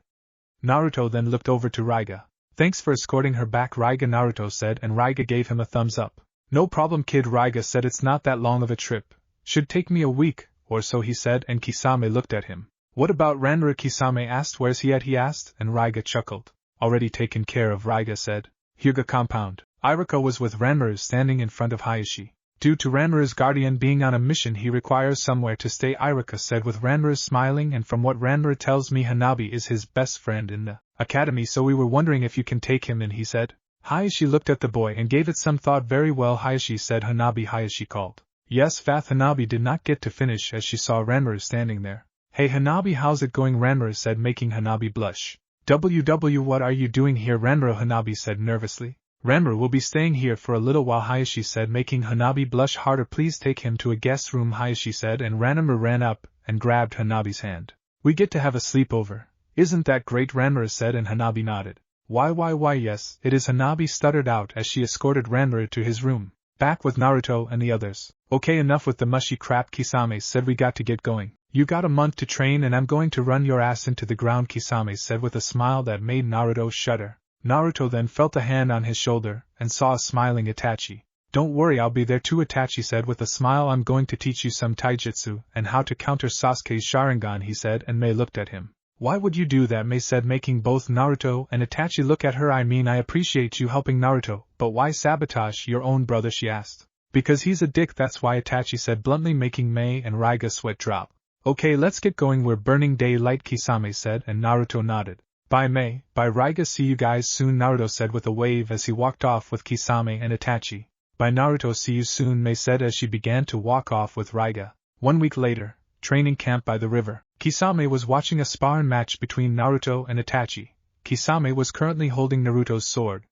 He wanted to see how Naruto would do without it. Water style. Water shark bomb. Naruto then sent several shark bombs to Itachi, who went through hand signs. Fire style. Phoenix flower. Itachi then sent several small fireballs at the sharks, turning them into steam. Itachi then ran towards Naruto with a kunai. Naruto took out his own kunai and began to engage Itachi. Itachi then caught Naruto's wrist and flipped Naruto before disarming him. I win, Itachi said with a smile, and Naruto huffed. Okay, you win, Naruto said as Itachi got off him and Naruto got up. Man, you're strong. You make Zabuza and Orochimaru look like chumps, Naruto said, and Itachi chuckled. Well, I was the Umbu commander at 13, Itachi said, but you are improving, Naruto. Perhaps in a few years you can become Umbu, he said, and Naruto smiled. Really, you think so, Naruto said, and Itachi nodded. Yes, I really think, Itachi began until he grabbed Naruto and pulled him towards him. Susanoo. Itachi summoned his imperfect Susanoo just as a bolt of lightning struck it. What the hell, Kisame shouted before dodging an attack. When he jumped he saw a three-bladed scythe where he was just standing. Oh Kami, Kisame thought as he landed next to Naruto and Itachi. Naruto, sword, Kisame shouted, handing Naruto his sword. What the hell, what's going on, Naruto said, and Itachi and Kisame narrowed their eyes. Old friends coming to visit, Itachi said. How surprising, came a deep voice. A traitor, a dead man and a container at the same time. How fortunate for us, said a man in a black cloak with red clouds. Hold it, Kakuzu, came the voice of another man. I want Itachi. He'd make a great sacrifice for Lord Jashin, he said. Hidan, you and your religion are very annoying, Kakuzu said, making Hidan gain a tick mark. Hidan, Kakuzu, what do we owe the pleasure, Kisame said, and Kakuzu spoke. When we found out you gone traitor, we were dispatched to eliminate you, Kakuzu said, but now we see Itachi still breathing and the container of the 9 tails. So, this will make it even more interesting, he said, taking off his cloak. Naruto, Kisame said, gaining his attention. Take on Hidan there. He doesn't use jutsu, but don't let that fool you. He's immortal, and if you get cut, he'll use you for his ritual, he said, and Naruto nodded. Me and Kisame will take on Kakuzu, Itachi said, activating his Sharingan. He's by far the bigger threat, Itachi said. Okay guys, Naruto said, walking towards Hidan. I won't let you down, Naruto said, placing his blade in front of his body. Ha ha, Hidan laughed. You think you can take me, Brad, Hidan said, and Naruto scowled. I don't know, but I'm going to try, Naruto said, gripping his sword. Bring it on, asshole, Naruto shouted. Naruto was staring down Hidan, who was smiling with malice and bloodthirst. He was at least 50 yards away, and Naruto was wondering how he should close the distance. Brat, Kurama said, gaining Naruto's attention. Pump some of my chakra into the blade, he said. What? Why, Naruto thought in response. Just do it, and follow my instructions, Kurama said. Naruto then sent some of the fox's chakra into the blade. The blade then went from its shiny finish to a glowing red, making Naruto's eyes widen. Good, now focus on the enemy and swing. I'll handle the rest, Kurama said. Naruto nodded and brought his sword back. Naruto then swung his sword horizontally. Kurama then focused all the chakra built up in the blade and sent it towards Hidan. The red chakra was formed like a blade and was barreling towards Hidan. Hidan, seeing this, jumped over the blade of chakra to avoid getting bisected. When Hidan landed, he turned around and saw the devastation. At least 100 yards of trees behind him were cut down. The cuts that toppled the trees were scorched, the wood now either black or smoldering. Damn, if I got hit with that I would have been fucked, Hidan thought as he looked back at Naruto. Holy shit, that was cool, Naruto thought as he looked back down at his sword, which was back to its shiny polish. What was that, Naruto asked. It was a concentrated blade of my chakra, Kurama said. My chakra is corrosive and very potent. When it makes contact it will scorch anything it touches, and that guy is running towards you, Kurama said as Naruto refocused, and saw Hidan running toward him. "Die you little shit," Hidan shouted as he threw his scythe at Naruto using the cable to guide it. Naruto humped over the scythe and ran at Hidan. Hidan collected his scythe and began a blade-on-blade battle with Naruto. Naruto swung his sword at Hidan, who blocked it with his scythe. Hidan hooked the sword and attempted to disarm Naruto. Naruto, however, went along with the disarm and closed the distance. Naruto proceeded to kick Hidan in the face before freeing his sword from Hidan's side. Naruto swung his sword, slicing Hidan's gut open. Naruto's eyes widened when Hidan did not fall down but instead swung his scythe at Naruto. Naruto jumped away but not before being hit. Naruto landed and looked down at his torn jacket. Hidan looked at his scythe. Damn, no blood, Hidan thought as he shoved his guts back into his body and tied his cloak around the wound to keep them from falling out. Oh well. I just need to try again, Hidan thought as he used the blood running down his leg to draw a symbol on the ground with his blood. I guess Kisame wasn't kidding, Naruto said, gaining Hidan's attention. You really are immortal, he said, and Hidan chuckled. So now you see that you cannot win, huh, kid, Hidan said, and Naruto shook his head. Nah, Naruto said, getting into his stance, if I can't win by killing you, it just means I need to chop your ass to pieces, he said, making Hidan laugh. I'd like to see you try, Hidan said as he charged at Naruto once more. With Itachi and Kisame. Gra, Kisame shouted as he sliced through one of Kakuzu's hearts. Kisame was then hit from behind by a bolt of lightning, burning his back. Kisame then got back up and dodged a ball of fire before going through hand sign's water style. Water wall. Kisame then created a wall of water that stopped another fireball coming at him. Kakuzu's fire and lightning hearts were staring at Kisame. Damn it, Kisame thought. I was able to take out the wind heart, but now these two assholes are holding me up, he thought. Kakuzu felt one of his hearts being destroyed but suppressed the pain. He then refocused on Itachi, who was currently fighting against the earth and water hearts. Fire style. Fireball jutsu. Itachi launched a fireball at the hearts. The water heart then launched a stream of water at the fireball, turning it into a cloud of steam. Itachi used the moment to close in and engage. Itachi took out several kunai and threw them at both hearts. All kunai made contact with the hearts but did not kill them. Itachi then saw Kakuzu approach and got ready to defend himself. Kakuzu threw a punch reinforced with earth chakra. Itachi blocked the hit and felt his bones rattle from the concussive force. Itachi then retaliated with a kick which landed, hitting Kakuzu in the ribs.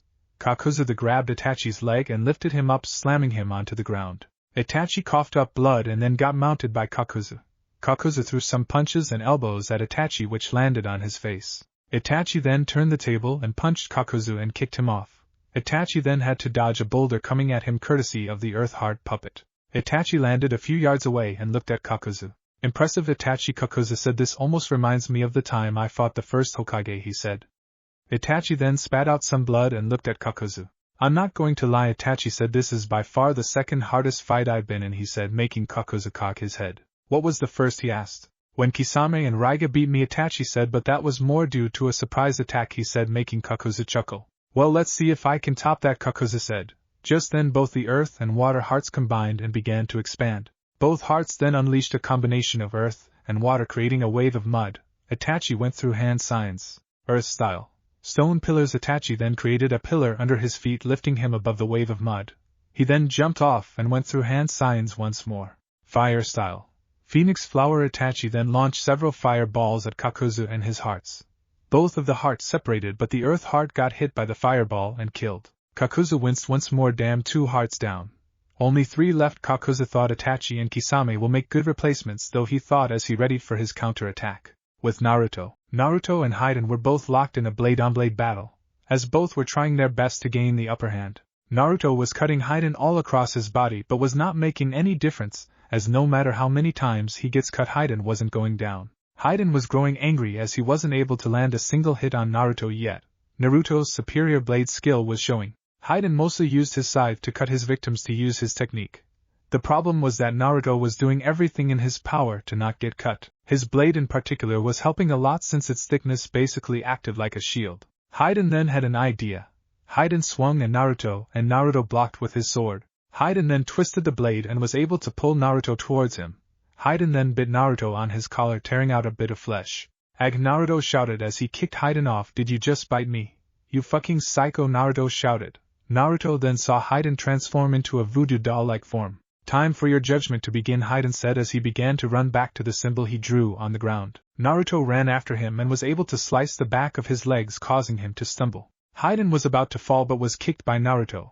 Hidan used his scythe to hook Naruto's sword and disarm him. Naruto, not hindered, punched Hidan and got behind him. Naruto then grabbed Hidan and put him in a choke hold. Naruto began to squeeze, choking Hidan. Hidan then took out his spike and stabbed through himself, hitting Naruto. Naruto let go and saw he was stabbed in his gut. It was bleeding but wasn't fatal. He then crawled over to his sword and grabbed it. Hidan then ran and got into the middle of the symbol. Now time for your judgment, Hidan said. He grabbed his spike and stabbed himself in the left arm. Naruto then felt his arm go numb, and then felt searing pain. Naruto fell to the ground clutching his arm. What the hell, Naruto thought as he looked at Hidan, who stabbed himself in a similar way to how Naruto was injured. Yes, Hidan said, relishing in the high he was having. Hidan then pulled out the spike, making Naruto cry out in pain again. How about the liver next, Hidan said as he repositioned the spike. Hidan then pointed the spike at his liver and pierced himself. Naruto couldn't even scream as he threw up blood. Oh god, Naruto thought. Hidan then began to twist and turn the spike, making Naruto fall to the ground in agony. Almost there, Hidan said blissfully. Now for the grand finale, Hidan said, taking out the spike. Hidan then placed the spike over his heart. Naruto looked on in horror. This was it. He was going to die here.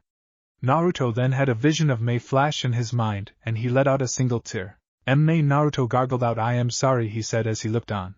Hidan was about to stab himself through the heart until he was kicked in the face and fell out of the circle. The hit transferred over to Naruto and Naruto's head jerked to the side.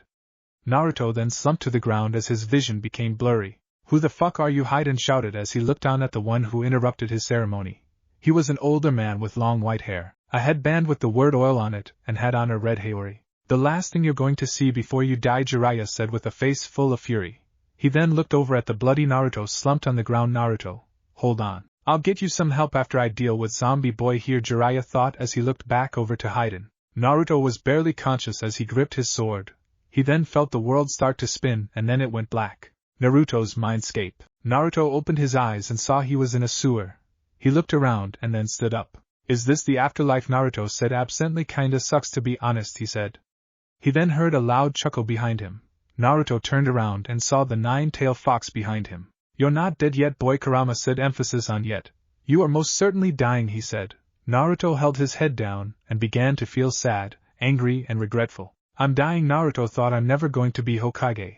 I'm never going to see May again, goddamn, he thought. You're not dead yet, brat, came a voice that made Naruto flinch. Naruto turned and saw someone he hasn't seen in a long time. How's it going, kid? Zabuza said, standing there with a smile under his bandaged face. Zabuza, Naruto said. How the hell are you here? Naruto asked, and Zabuza chuckled. A sword isn't just a weapon.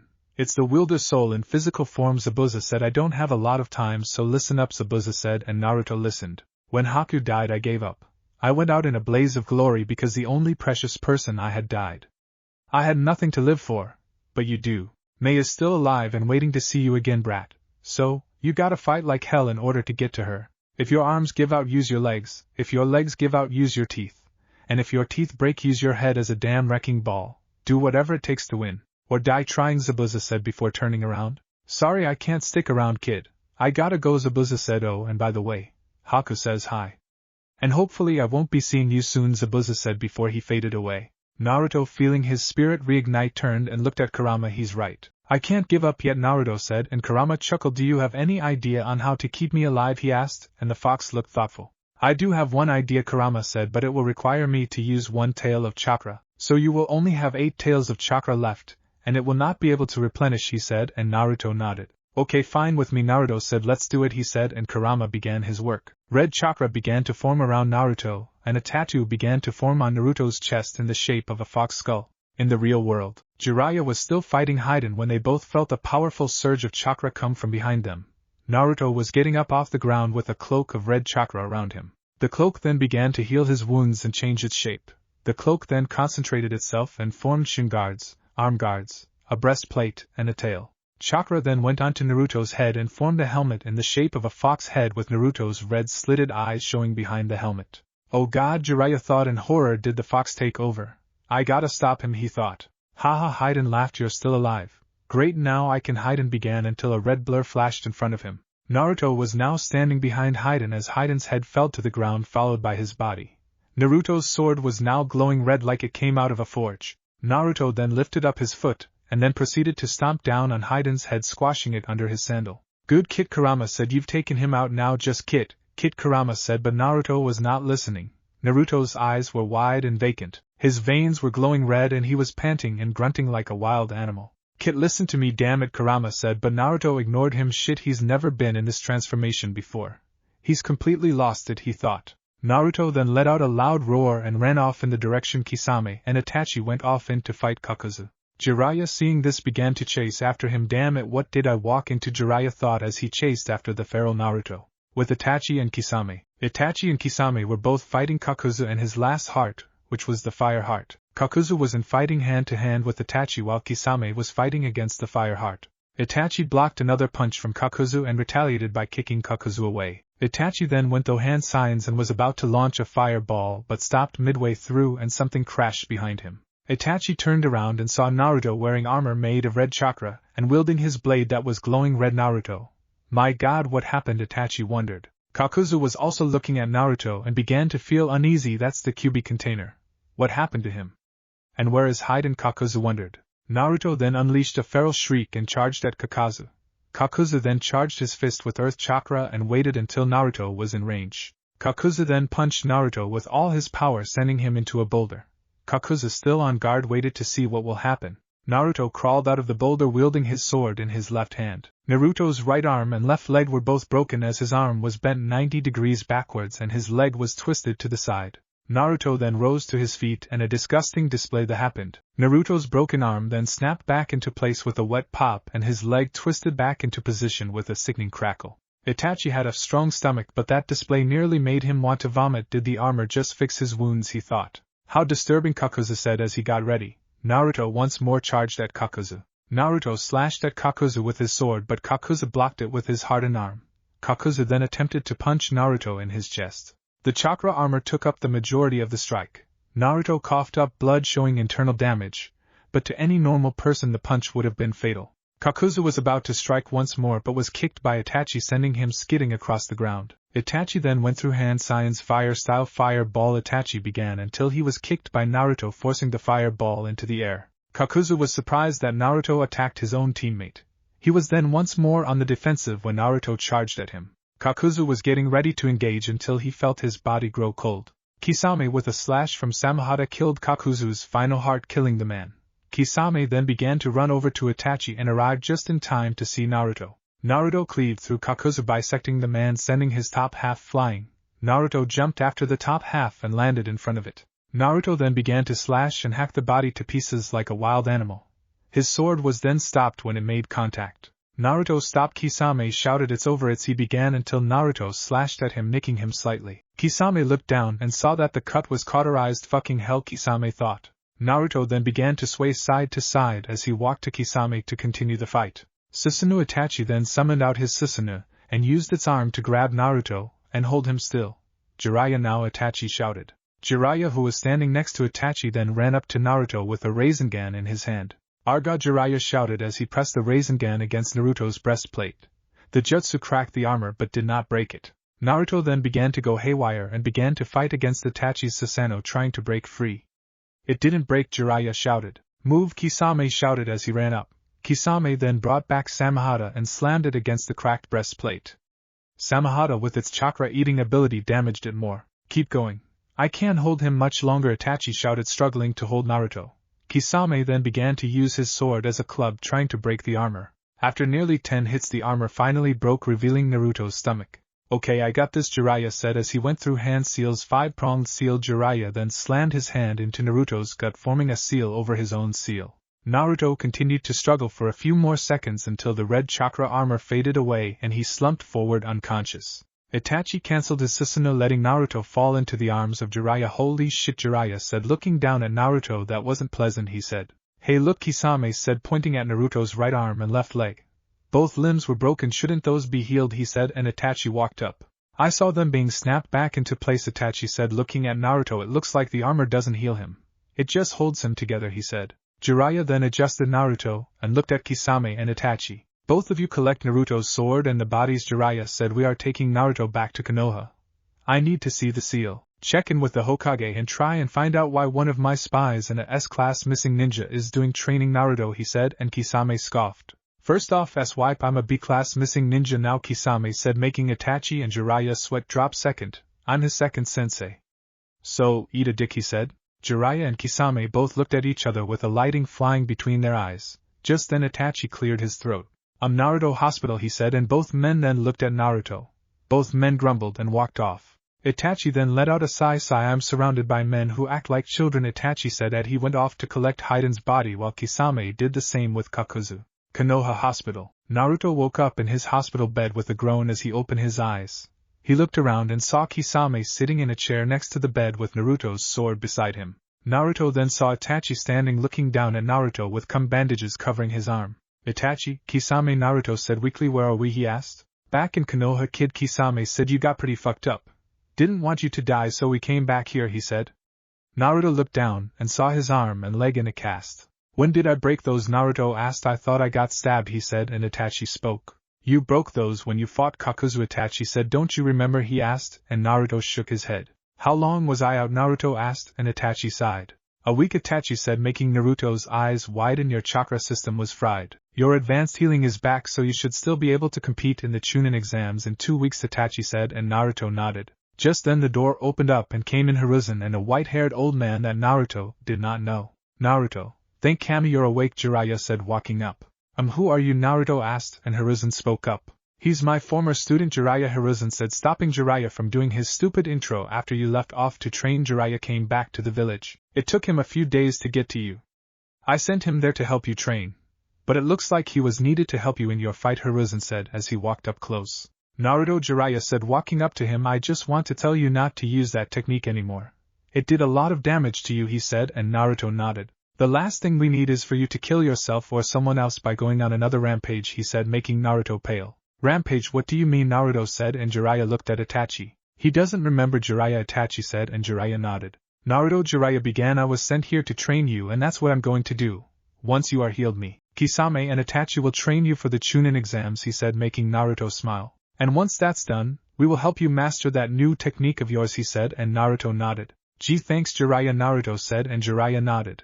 Jiraiya then reached into his pocket and pulled out a book. Here's some reading material while you rest up, Jiraiya said before he walked out. Naruto looked at the book and saw that it was a signed copy of Ika Paradise. What the hell, Naruto shouted. He's the guy who writes Kakashi's porn books, he said, making Itachi, Kisame, and Hiruzen chuckle. In Otogekure, Kabuto's lab. How are the preparation coming along, Kabuto asked an Oto commander. We are nearly done, Lord Kabuto, the commander said. We have doubled the size of our invasion force and gotten more samples as requested, he said, and Kabuto nodded. Good, Kabuto said, adjusting his glasses. We will avenge Lord Orochimaru and see his dream come to fruition, Kabuto said. We will destroy the hidden leaf, kill the Hokage and the newly appointed Mizukage, Kabuto said. Now leave me. I must continue my preparations, Kabuto said as the commander left the room. Soon you will know the wrath of Odo, Kabuto thought as he continued his experiments.